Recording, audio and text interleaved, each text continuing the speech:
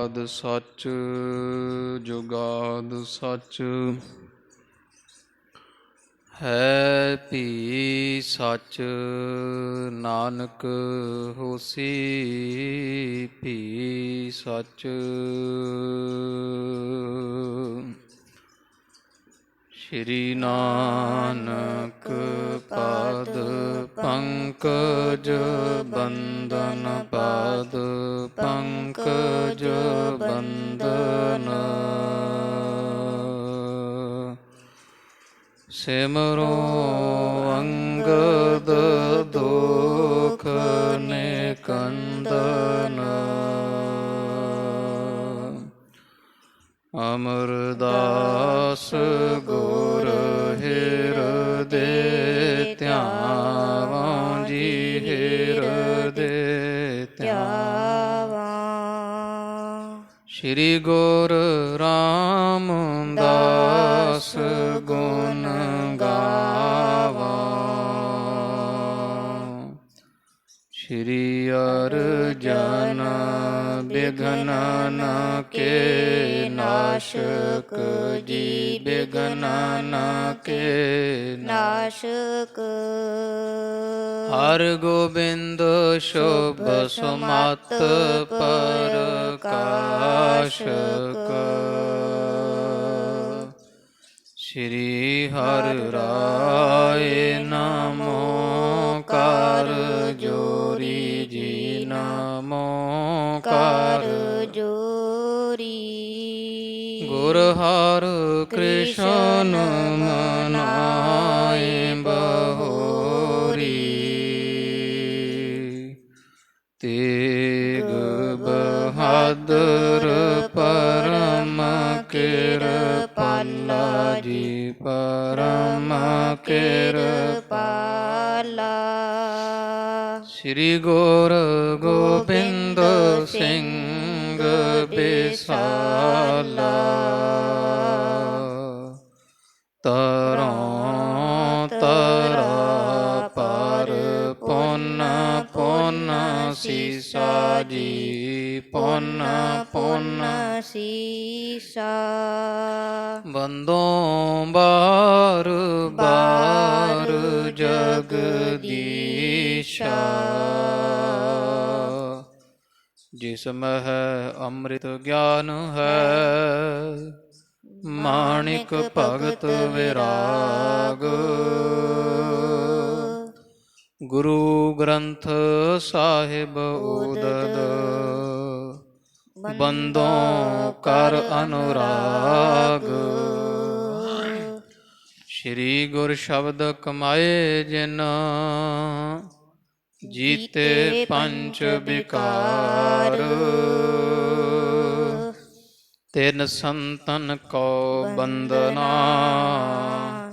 ਸਿਰ ਚਰਨਨ ਪਰਤਾਰ। ਤਿਨ ਸੰਤਨ ਕੋ ਬੰਦਨਾ ਸਿਰ ਚਰਨਨ ਪਰਤਾਰ।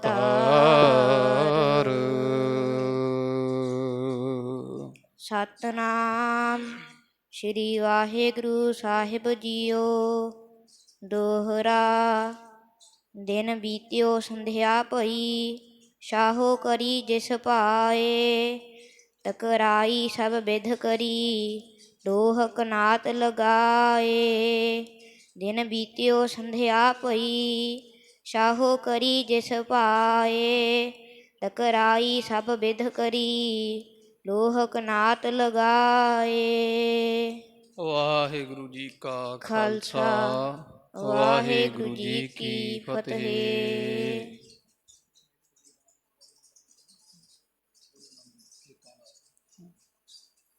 ਪਤਿਤ ਪਾਵਨ ਦਇਆ ਨਿਧ ਕਿਰਪਾ ਦੇ ਖਜ਼ਾਨੇ। ਹਾਜ਼ਰਾ ਹਜ਼ੂਰ ਜਹਰਾ ਜਹੂਰ ਗੁਰੂ ਗਰੀਬ ਨਵਾਜ। 10 ਪਾਤਸ਼ਾਹੀਓਂ ਜੀ ਕੇ ਪਾਵਨ ਪਵਿੱਤਰ ਸਰੂਪ। ਧੰਨ ਧੰਨ ਸਾਹਿਬ ਆਦਿ ਸ੍ਰੀ ਗੁਰੂ ਗ੍ਰੰਥ ਸਾਹਿਬ ਜੀ ਸੱਚੇ ਪਾਤਸ਼ਾਹ ਮਹਾਰਾਜ ਜੀਆਂ ਦੇ ਸੰਧਿਆ ਸਮੇਂ ਦੇ ਸਜ ਰਹੇ ਪਾਵਨ ਪਵਿੱਤਰ ਦੀਵਾਨ ਦੇ ਅੰਦਰ ਤਨ ਮਨ ਹੋਏ ਨਿਹਾਲ, ਜਾ ਗੁਰ ਦੇਖਾ ਸਾਹਮਣੇ। ਸੱਚੇ ਪਾਤਸ਼ਾਹ ਜੀਆਂ ਦੇ ਖੁੱਲੇ ਘਰਾਂ ਨੂੰ ਸਫਲ ਬਣਾਇਆ ਹੈ। ਸਤਿਗੁਰਾਂ ਦੀ ਬੜੀ ਮਹਿਮਾ, ਦਇਆ, ਮਿਹਰ ਦੇ ਸਦਕਾ ਨਿਤਾ ਪ੍ਰਤ ਗਰੀਬ ਨਵਾਜ ਦੇ ਖੁੱਲੇ ਦਰਸ਼ਨ ਦੀਦਾਰ ਕਰਨ ਦਾ ਸੁਭਾਗ ਪ੍ਰਾਪਤ ਹੋ ਰਿਹਾ ਹੈ। ਉਮਰ ਸੋਈ ਵਿੱਚ ਲੇਖੇ, ਜੋ ਯਾਦ ਸਾਈਂ ਦੀ ਗੁਜ਼ਰੇ ਪੈਂਦੀ ਮੁਜਰੇ। ਨਿਰਭਉ ਜਪੈ ਸਗਲ ਭਉ ਮਿਟੈ, ਸਭ ਤੇ ਊਤਮ ਹਰ ਕੀ ਕਥਾ। ਨਾਮ ਸੁਣਤ ਦਰਦ ਦੁਖ ਲੱਥਾ। ਧੰਨ ਸਾਹਿਬ ਸ੍ਰੀ ਗੁਰੂ ਹਰਗੋਬਿੰਦ ਸਾਹਿਬ ਸੱਚੇ ਪਾਤਸ਼ਾਹ ਬੰਦੀ ਛੋੜ ਦਾਤਿਆਂ ਦੇ ਪਾਵਨ ਪਵਿੱਤਰ ਜੀਵਨ ਦੇ ਕੌਤਕ ਨਿਤਾ ਪ੍ਰਤੀ ਸ਼ਰਵਣ ਕਰਦਿਆਂ ਸਮੇਂ ਨੂੰ, ਮਨੁੱਖਾ ਜਾਮੇ ਨੂੰ ਸਫਲ ਬਣਾ ਰਹੇ ਹਾਂ। ਜਥਾ ਪ੍ਰਸੰਗ ਪਿਛਲੇ ਦੀਵਾਨ ਵਿੱਚ ਸ਼ਰਵਣ ਕੀਤਾ ਹੈ ਕਿ ਧੰਨ ਧੰਨ ਸਾਹਿਬ ਸ੍ਰੀ ਗੁਰੂ ਹਰਗੋਬਿੰਦ ਸਾਹਿਬ ਸੱਚੇ ਪਾਤਸ਼ਾਹ ਮਹਾਰਾਜ ਜੀ ਸਤਿਗੁਰੂ ਸਭਨਾਂ ਦਾ ਭਲਾ ਮਨਾਏਂਦਾ। ਪਾਤਸ਼ਾਹ ਮਹਾਰਾਜ ਜਹਾਂਗੀਰ ਦੀ ਬੇਨਤੀ ਪ੍ਰਵਾਨ ਕਰਕੇ ਮੰਨਦਿਆਂ ਹੋਇਆਂ ਸੱਚੇ ਪਾਤਸ਼ਾਹ ਜੀ ਗਵਾਲੀਅਰ ਦੇ ਕਿਲ੍ਹੇ ਪਹੁੰਚੇ ਸਨ। ਪਰ ਜਿਵੇਂ ਕੋਈ ਰਾਜਨੀਤਿਕ ਲੋਕਾਂ ਦਾ ਸੁਭਾਅ ਹੁੰਦਾ ਹੈ, ਆਪਦਾ ਕੰਮ ਨਿਕਲ ਜਾਣ ਤੋਂ ਬਾਅਦ ਇਹਨਾਂ ਦੇ ਖਿਆਲ ਵੀ ਬਦਲ ਜਾਂਦੇ ਹੈ। ਬਾਦਸ਼ਾਹ 40 ਦਿਨ ਪੂਰੇ ਹੋਣ ਤੋਂ ਬਾਅਦ ਮਹਾਰਾਜ ਨੂੰ ਕੋਈ ਯਾਦ ਨਾ ਕੀਤਾ, ਕਿਉਂਕਿ ਚੰਦੂ ਡਰਦਾ ਇਸ ਗੱਲੋਂ ਕਿ ਗੁਰੂ ਹਰਗੋਬਿੰਦ ਸਾਹਿਬ ਨੂੰ ਹਰਦਾਸ ਨੇ ਜ਼ਹਿਰ ਦੇਣ ਤੋਂ ਇਨਕਾਰ ਕਰ ਦਿੱਤਾ ਹੈ ਅਤੇ ਜਦੋਂ ਆਉਣਗੇ ਕਿਲ੍ਹੇ ਤੋਂ ਰਿਹਾ ਹੋ ਕੇ ਆਉਂਦਿਆਂ ਸਾਰ ਮੇਰਾ ਜਿਹੜਾ ਨੰਬਰ ਲੱਗਣਾ, ਮੈਨੂੰ ਜਿਉਂਦਾ ਨਹੀਂ ਛੱਡਣਗੇ। ਇਸ ਲਈ ਪਾਪੀ ਚੰਦੂ ਨੇ ਵਿਚਾਰ ਬਣਾਈ ਵੀ ਬਾਦਸ਼ਾਹ ਨੂੰ ਆਗਰੇ ਤੋਂ ਦਿੱਲੀ ਲੈ ਜਾਈਏ।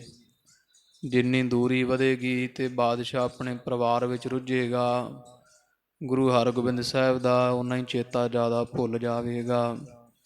ਸਾਰੇ ਉਮਰਾਵਾਂ ਨੂੰ ਵੱਢੀ ਦੇ ਦੇ ਕੇ ਕਚਹਿਰੀ ਸਭਾ ਵਿੱਚ ਇੱਕੋ ਹੀ ਗੱਲ ਕਹਾਈ ਕਿ ਬਾਦਸ਼ਾਹ ਫਰਵਰਦੀਨ ਮਹੀਨੇ ਦਾ ਪਹਿਲਾ ਦਿਨ ਆ ਰਿਹਾ ਹੈ, ਨਵਾਂ ਸਾਲ ਚੜ੍ਹਨਾ ਹੈ ਅਤੇ ਆਪ ਜੀ ਚੱਲੋ, ਆਪਾਂ ਦਿੱਲੀ ਚੱਲੀਏ। ਉੱਥੇ ਆਏ ਸਾਲ ਜਿਵੇਂ ਮਨਾਉਂਦੇ ਉਹ ਸਾਲ ਨਵਾਂ ਮਨਾਇਆ ਜਾਵੇ ਅਤੇ ਆਪ ਨੂੰ ਚਾਹੀਦਾ ਜਾਣਾ ਉੱਥੇ ਜਾ ਕੇ ਨਵਾਂ ਸਾਲ। ਕੋਈ ਜਿਹੜੇ ਗਰੀਬ ਲੋਕ ਉਡੀਕਦੇ ਆ ਉੱਥੇ ਜਾ ਕਰਕੇ ਖਰਾਤਾਂ ਵੰਡੋ, ਪੁੰਨ ਦਾਨ ਕਰੋ ਜੀ, ਕਹਿ ਕਵਾ ਕੇ ਚੰਦੂ ਨੇ ਬਾਦਸ਼ਾਹ ਨੂੰ ਦਿੱਲੀ ਨੂੰ ਚੜ੍ਹਾ ਲਿਆ। ਹਾਥੀ 'ਤੇ ਚੜ੍ਹ ਕੇ ਬਾਦਸ਼ਾਹ ਜਹਾਂਗੀਰ ਦਿੱਲੀ ਜਾ ਪਹੁੰਚਾ। ਆਪਣੇ ਰਾਣੀਆਂ ਬੇਗਮਾਂ ਨੂੰ, ਬੱਚਿਆਂ ਨੂੰ ਮਿਲ ਕੇ ਧਿਆਨ ਇੱਧਰ ਪਰਚ ਗਿਆ।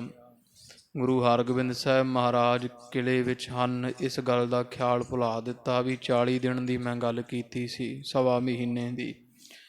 ਜਦੋਂ 42 ਦਿਨ ਹੋਏ ਸਾਧ ਸੰਗਤ ਜੀ, ਸਿੱਖਾਂ ਨੇ ਵਿਚਾਰ ਬਣਾਈ, ਭਾਈ ਜੇਠਾ, ਭਾਈ ਪੁਰਾਣਾ ਪੈੜਾ ਜੀ ਵਰਗਿਆਂ, ਵੀ ਇਹ ਸਾਰਾ ਮਾਹੌਲ ਉਹੀ ਬਣਦਾ ਜਾਂਦਾ ਜਿਹੜਾ ਵੱਡੇ ਸਤਿਗੁਰਾਂ ਦੇ ਸਮੇਂ ਜਿੰਨਾ ਬਿਰਤਾਂਤ ਸਿਰਜਿਆ ਗਿਆ ਸੀ।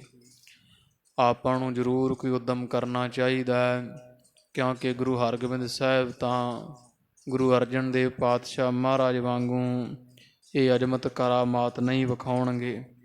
ਇਹ ਸੁਤੇ ਸਿੱਧੀ ਇਸੇ ਤਰ੍ਹਾਂ ਹੀ ਜਿਵੇਂ ਉਹਨਾਂ ਨੇ ਸਭ ਕੁਝ ਆਪਣੇ ਉੱਪਰ ਢਾਲ ਲਿਆ, ਕੋਈ ਕਰਾਮਾਤ ਨਹੀਂ ਵਿਖਾਈ, ਕੋਈ ਬਚਨ ਨਾ ਕੀਤਾ, ਉਸੇ ਤਰ੍ਹਾਂ ਗੁਰੂ ਹਰਗੋਬਿੰਦ ਸਾਹਿਬ ਜੀ ਵੀ ਸ਼ਾਂਤੀ ਦੇ ਨਾਲ ਸਭ ਤੇਰਾ ਕੀਆ ਮੀਠਾ ਲਾਗੈ ਇਸ ਤਰ੍ਹਾਂ ਮੰਨਣਗੇ। ਪਰ ਸਿੱਖ ਨੂੰ ਸਦਾ ਗੁਰੂ ਦੀ ਲੋੜ ਹੁੰਦੀ ਹੈ। ਆਪਾਂ ਨੂੰ ਚਾਹੀਦਾ ਕੋ ਉੱਦਮ ਕਰੀਏ। ਸਿੱਖਾਂ ਸਲਾਹ ਬਣਾਈ ਵੀ ਬਾਦਸ਼ਾਹ ਜਹਾਂਗੀਰ ਨੂੰ ਡਰਾਇਆ ਜਾਵੇ, ਫਿਰ ਉਹਨੂੰ ਯਾਦ ਆਵੇਗਾ, ਕਿਉਂਕਿ ਡਰਦਾ ਹੋਇਆ ਹੀ ਮਹਾਰਾਜ ਨੂੰ ਯਾਦ ਕਰੇਗਾ, ਹੁਣ ਉਹਨੂੰ ਯਾਦ ਨਹੀਂ ਆਉਣੇ। ਪਰ ਨਾਲ ਹੀ ਇਹ ਵਿਚਾਰ ਹੋਈ ਵੀ ਨਹੀਂ, ਜੇ ਆਪਾਂ ਉਹਨੂੰ ਡਰਾਇਆ ਗੁਰੂ ਹਰਗੋਬਿੰਦ ਸਾਹਿਬ ਜੀ ਗੁੱਸਾ ਕਰਨਗੇ। ਇਹ ਬਚਨ ਆਪਸ ਵਿੱਚ ਕਰਦਿਆਂ ਬਾਬਾ ਬੁੱਢਾ ਸਾਹਿਬ ਜੀ ਆਣ ਪਹੁੰਚੇ ਸਨ। ਸਾਰੀ ਵਾਰਤਾ ਸੁਣੀ ਸਿੱਖਾਂ ਤੋਂ, ਆਖਿਆ ਉੱਦਮ ਤਾਂ ਜ਼ਰੂਰ ਕਰਨਾ ਚਾਹੀਦਾ ਹੈ।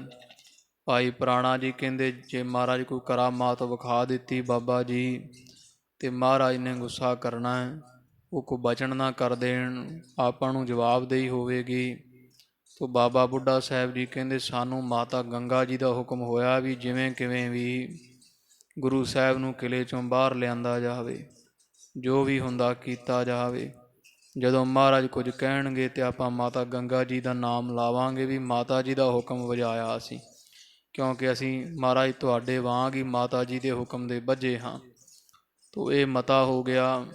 ਇਧਰ ਸਾਧ ਸੰਗਤ ਜੀ ਦੋਵਾਂ ਸਿੱਖਾਂ ਨੇ ਭਾਈ ਜੇਠਾ ਤੇ ਭਾਈ ਪਿਰਾਣਾ ਜੀ ਸ਼ੇਰ ਦਾ ਰੂਪ ਧਾਰ ਕੇ, ਕਿਉਂਕਿ ਗੁਰੂ ਘਰ ਦੇ ਵਿੱਚ ਰਿੱਧੀਆਂ ਸਿੱਧੀਆਂ ਹਨ ਸਿੱਖਾਂ ਦੇ ਪਾਸ, 9 ਨਿੱਧੀ 18 ਸਿੱਧੀ ਪਿੱਛੇ ਲੱਗੀਆ ਫਿਰੈ। ਤੋ ਇਹ ਸਿੱਖਾਂ ਦੇ ਮਹਾਰਾਜ ਨੇ ਹੱਲ ਜਿਹੜੀ ਵਾ ਇਹ ਹੱਕ ਵਿੱਚ ਕੀਤੀਆਂ ਭੁਗਤਦੀਆਂ, ਜਿਹੜੇ ਨਾਮ ਰਸੀਏ ਹਨ। ਤੋ ਸੇਵਾ ਕਰਕੇ ਇਹ ਪ੍ਰਾਪਤੀ ਹੋ ਜਾਂਦੀ ਹੈ। ਇਹਨਾਂ ਨੇ ਸ਼ੇਰ ਦਾ ਰੂਪ ਧਾਰ ਕੇ ਰਾਤ ਨੂੰ ਬਾਦਸ਼ਾਹ ਦੇ ਛਾਤੀ 'ਤੇ ਪੈਰ ਰੱਖੇ, ਡਰਦਾ ਹੋਇਆ ਪੁੱਬਾਂ ਮਾਰਦਾ ਹੈ, ਧੰਨ ਗੁਰੂ ਹਰਗੋਬਿੰਦ ਸਾਹਿਬ, ਧੰਨ ਗੁਰੂ ਹਰਗੋਬਿੰਦ ਸਾਹਿਬ, ਮੇਰੀ ਰੱਖਿਆ ਕਰੋ, ਤਰਾਹੇ ਤਰਾਹੇ ਤੁਆ ਸਰਨ। ਉੱਚੀ ਉੱਚੀ ਹਾਕਾਂ ਮਾਰਦਾ, ਮਹਾਰਾਜ ਦਾ ਨਾਮ ਲੈ ਕੇ ਝਾਟੀ ਯਾਦ ਆ ਗਈ। ਤੇ ਗੁਰੂ ਹਰਗੋਬਿੰਦ ਸਾਹਿਬ ਜੀ ਸੱਚੇ ਪਾਤਸ਼ਾਹ ਜੀ ਜਿੱਥੇ ਪਰਮੇਸ਼ਰ ਨੂੰ ਆਰਾਧਿਆ ਜਾਂਦਾ ਉੱਥੇ ਹਾਜ਼ਰ ਹੁੰਦਾ। ਬਿਰਦ ਸੰਭਾਲਿਆ ਮਹਾਰਾਜ ਪਹੁੰਚ ਗਏ। ਇੱਕ ਸਰੂਪ ਕਿਲੇ ਵਿੱਚ ਹੀ ਹੈ, ਦੂਸਰਾ ਸਰੂਪ ਧਾਰ ਕੇ ਮਹਾਰਾਜ ਜਹਾਂਗੀਰ ਦੀ ਰੱਖਿਆ ਕਰਨ ਪਹੁੰਚੇ, ਕਿਉਂਕਿ ਮਹਾਰਾਜ ਨੇ ਵਾਅਦਾ ਕੀਤਾ ਹੈ ਵੀ ਅਸੀਂ ਤੇਰੀ ਰੱਖਿਆ ਕਰਾਂਗੇ। ਤੇ ਮਹਾਰਾਜ ਜਾਣ ਗਏ ਵੀ ਇਹ ਸਾਡੇ ਹੀ ਸਿੱਖ ਹੈ, ਝਿੜਕ ਕੇ ਪਿੱਛੇ ਹਟਾ ਦਿੱਤੇ। ਜਾਂਦੇ ਭਾਈ ਜੇਠਾ ਪੁਰਾਣਾ ਕਹਿ ਗਏ ਵੀ ਵੇਖ ਲੈ, ਇਹਨਾਂ ਤੈਨੂੰ ਬਚਾਇਆ ਤੇ ਮੂਰਖ ਬਾਦਸ਼ਾਹ ਤੂੰ ਅਜੇ ਵੀ ਇਹਨਾਂ ਦੀ ਮਹਿਮਾ ਨਹੀਂ ਜਾਣਦਾ, ਮਨੋਂ ਭੁਲਾ ਦੇਣਾ, ਕੰਮ ਪਏ ਤੇ ਅੱਜ ਯਾਦ ਆ ਗਏ। ਤੋ ਇਹ ਸ਼ੇਰ ਗਏ ਬਣੇ, ਦੌੜ ਗਏ ਫਿਰ। ਤੇ ਤੜਕੇ ਉੱਠ ਕੇ ਬਾਦਸ਼ਾਹ ਨੇ ਸਾਰੇ ਉਮਰਾਵ ਖਾਨ ਇਕੱਠੇ ਕੀਤੇ। ਚੰਦੂ ਵੀ ਪਹੁੰਚਿਆ, ਜੋਤਸ਼ੀ ਜਿਹੜਾ ਸੀ ਉਹ ਵੀ ਆਇਆ, ਜਿਹਨੇ ਸਾੜ ਸਤੀ ਦੱਸੀ ਸੀ। ਸਾਰੀ ਰਾਤ ਦੀ ਵਾਰਤਾ ਬਾਦਸ਼ਾਹ ਨੇ ਸੁਣਾਈ। ਤੋ ਇਹ ਕਹਿੰਦੇ ਨਹੀਂ ਬਾਦਸ਼ਾਹ ਤੈਨੂੰ ਭੁਲੇਖਾ ਪਿਆ ਹੈ, ਕੋਈ ਸੁਪਨਾ ਆ ਜਾਂਦਾ ਹੈ ਤੇ ਬੰਦੇ ਨੂੰ ਇਉਂ ਲੱਗਦਾ ਹੈ ਵੀ ਸ਼ਾਇਦ ਇਹ ਬਿਲਕੁਲ ਸੱਚ ਹੈ, ਪਰ ਸੱਚ ਨਹੀਂ ਹੁੰਦਾ, ਸੁਪਨਾ ਹੀ ਹੁੰਦਾ ਹੈ। ਭੁਲੇਖਾ ਪੈ ਜਾਂਦਾ ਵੀ ਸ਼ਾਇਦ ਮੈਂ ਸੱਚੀ ਰਾਤ ਸਭ ਕੁਝ ਵੇਖਿਆ। ਬਾਦਸ਼ਾਹ ਕਹਿੰਦਾ ਮੂਰਖੋ, ਮੈਂ ਖੁਦ ਜਾਗਦਿਆਂ ਹੋਇਆਂ ਜਾਂ ਤਾਂ ਹੋਵੇ ਨਾ ਮੈਂ ਸੁੱਤਾ, ਮੈਂ ਤਾਂ ਰਾਤ ਬਹਿ ਕੇ ਕੱਢੀ ਹੈ।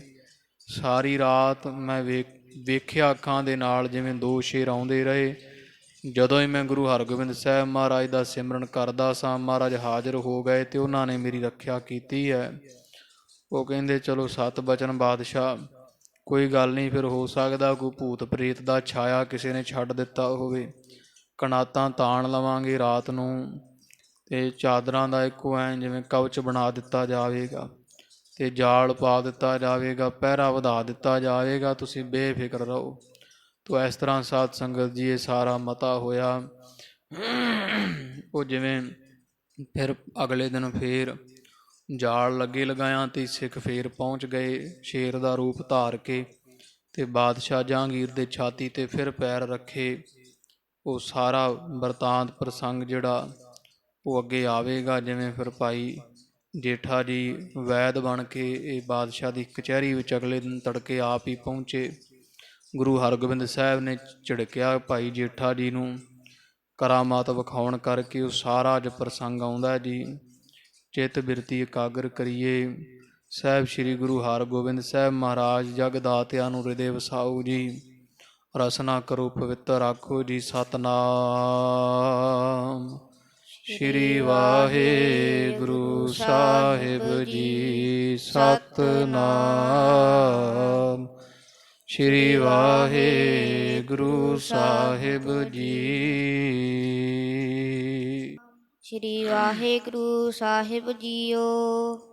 ਦੋਹਰਾ ਦਿਨ ਬੀਤਿਓ ਸੰਧਿਆ ਪਈ। ਤੋ ਇਸ ਤਰ੍ਹਾਂ ਕਵੀ ਜੀ ਕਹਿੰਦੇ ਦਿਨ ਸਾਰਾ ਲੰਘ ਗਿਆ। ਜਿੱਦਾਂ ਬਾਦਸ਼ਾਹ ਨੂੰ ਇਹਨਾਂ ਤਰਵਾਸ ਦਿੱਤੀ ਵੀ ਕੋਈ ਨਹੀਂ ਬਾਦਸ਼ਾਹ, ਰਾਤ ਨੂੰ ਪੂਰੇ ਇੰਤਜ਼ਾਮ ਕੀਤੇ ਜਾਣਗੇ। ਨਜ਼ੂਮੀ ਨੇ ਵੀ ਆਖਿਆ, ਚੰਦੂ ਨੇ ਵੀ ਆਖਿਆ, ਹੋਰ ਅਮਰਾ ਵਜ਼ੀਰ ਵੀ ਕਹਿੰਦੇ ਆ ਵੀ ਕੋਈ ਨਹੀਂ, ਜੇ ਸੁਪਨਾ ਤੇ ਠੀਕ, ਜੇ ਸੱਚ ਵੀ ਆ ਤੇ ਕੋਈ ਕਿਸੇ ਨੇ ਪ੍ਰੇਤ ਆਦਿਕ ਛੱਡਿਆ ਹੋਣਾ, ਅਸੀਂ ਪੂਰਾ ਇੰਤਜ਼ਾਮ ਕਰਾਂਗੇ। ਤੋ ਇਸ ਤਰ੍ਹਾਂ ਕਹਿੰਦੇ ਉਹ ਸਾਰਾ ਦਿਨ ਲੰਘਿਆ ਤੇ ਜਦੋਂ ਸ਼ਾਮ ਤ੍ਰਿਕਾਲਾਂ ਜੀਆਂ ਪੈ ਗਈਆਂ, ਰਾਤ ਪੈ ਗਈ ਹੈ। ਸਾਹੋ ਕਰੀ ਜਿਸ ਤੇ ਭਾਏ। ਬਾਦਸ਼ਾਹ ਨੇ ਫਿਰ ਜਿਵੇਂ ਯੋਗ ਬਣਦਾ ਸੀ ਆਪਦਾ ਹੱਲ ਕਰਨਾ ਸੀ ਵੀ ਰਾਤ ਨੂੰ ਫੇਰ ਨਾ ਫਿਰ ਉਹ ਸ਼ੇਰ ਚੜ੍ਹ ਕੇ ਆ ਜਾਣ। ਤੋ ਬਾਦਸ਼ਾਹ ਨੇ ਕਵੀ ਜੀ ਕਹਿੰਦੇ ਸੁਣੋ ਜਿਸ ਤਰ੍ਹਾਂ ਕੀਤਾ ਹੈ। ਟਕਰਾਈ ਸਭ ਬਿਧ ਕਰੀ। ਸਾਰੀ ਵਿਧੀ ਨਾਲ ਤਗੜਾਈ ਕਰ ਲਈ, ਪੂਰਾ ਪਹਿਰਾ ਵੀ ਵਧਾ ਦਿੱਤਾ ਤੇ ਚੰਗਾ ਰਾਤ ਦਾ ਪ੍ਰਬੰਧ ਕਰ ਲਿਆ ਵੀ ਅੱਜ ਨਾ ਸ਼ੇਰ ਅੰਦਰ ਆ ਸਕਣ। ਲੋਹ ਕਨਾਤ ਲਗਾਏ। ਲੋਹੇ ਦੀਆਂ ਕਨਾਤਾਂ ਵੀ ਤਨਵਾ ਦਿੱਤੀਆਂ, ਬੜੀਆਂ ਤਗੜੀਆਂ ਕਨਾਤਾਂ ਤਨਵਾ ਦਿੱਤੀਆਂ। ਸਾਧ ਸੰਗਤ ਜੀ ਬੜਾ ਭਾਰੀ ਇੰਤਜ਼ਾਮ ਕਰ ਲਿਆ ਹੈ। ਚੌਪਈ ਜਾਰ ਲੋਹ ਕੋ ਉਪਰ ਤਨਿਓ। ਤੇ ਉਹ ਚਫੇਰਾ ਵਲ ਕੇ ਲੋਹੇ ਦੀਆਂ ਕਨਾਤਾਂ ਤਾਣ ਕੇ ਨਾ ਤੇ ਉੱਪਰ ਜਾਲ ਸੁੱਟ ਦਿੱਤਾ ਸਾਰੇ ਦੇ, ਲੋਹੇ ਦਾ ਜਾਲ ਜਿਹਨੂੰ ਸੰਗਲ ਜੰਜੀਰ ਵਾਂਗ, ਉਹ ਇਹਨਾਂ ਦੇ ਉੱਪਰ ਪਾ ਦਿੱਤਾ ਹੈ। ਚਾਹੋਂ ਤਿਸ ਮਹਿ ਜਨ ਪਿੰਜਰ ਬਨਿਓ। ਤੇ ਮਾਨੋ ਵੀ ਬਾਦਸ਼ਾਹ ਦਾ ਜਿਹੜਾ ਪਲੰਘਾ ਹੈ ਨਾ ਉਹ ਚਾਰ ਚਫੇਰੇ ਪਿੰਜਰੇ ਵਾਂਗੂ ਬਾਦਸ਼ਾਹ ਦੇ ਥੋੜੇ ਅੰਦਰਲੇ ਮਹਿਲ ਨੂੰ ਪਿੰਜਰੇ ਵਾਂਗੂ ਸਾਰਾ ਢੱਕ ਦਿੱਤਾ ਹੈ। ਬ੍ਰਿੰਦ ਪਾਹਰ ਦੁਆਰ ਸੁਚੇਤ।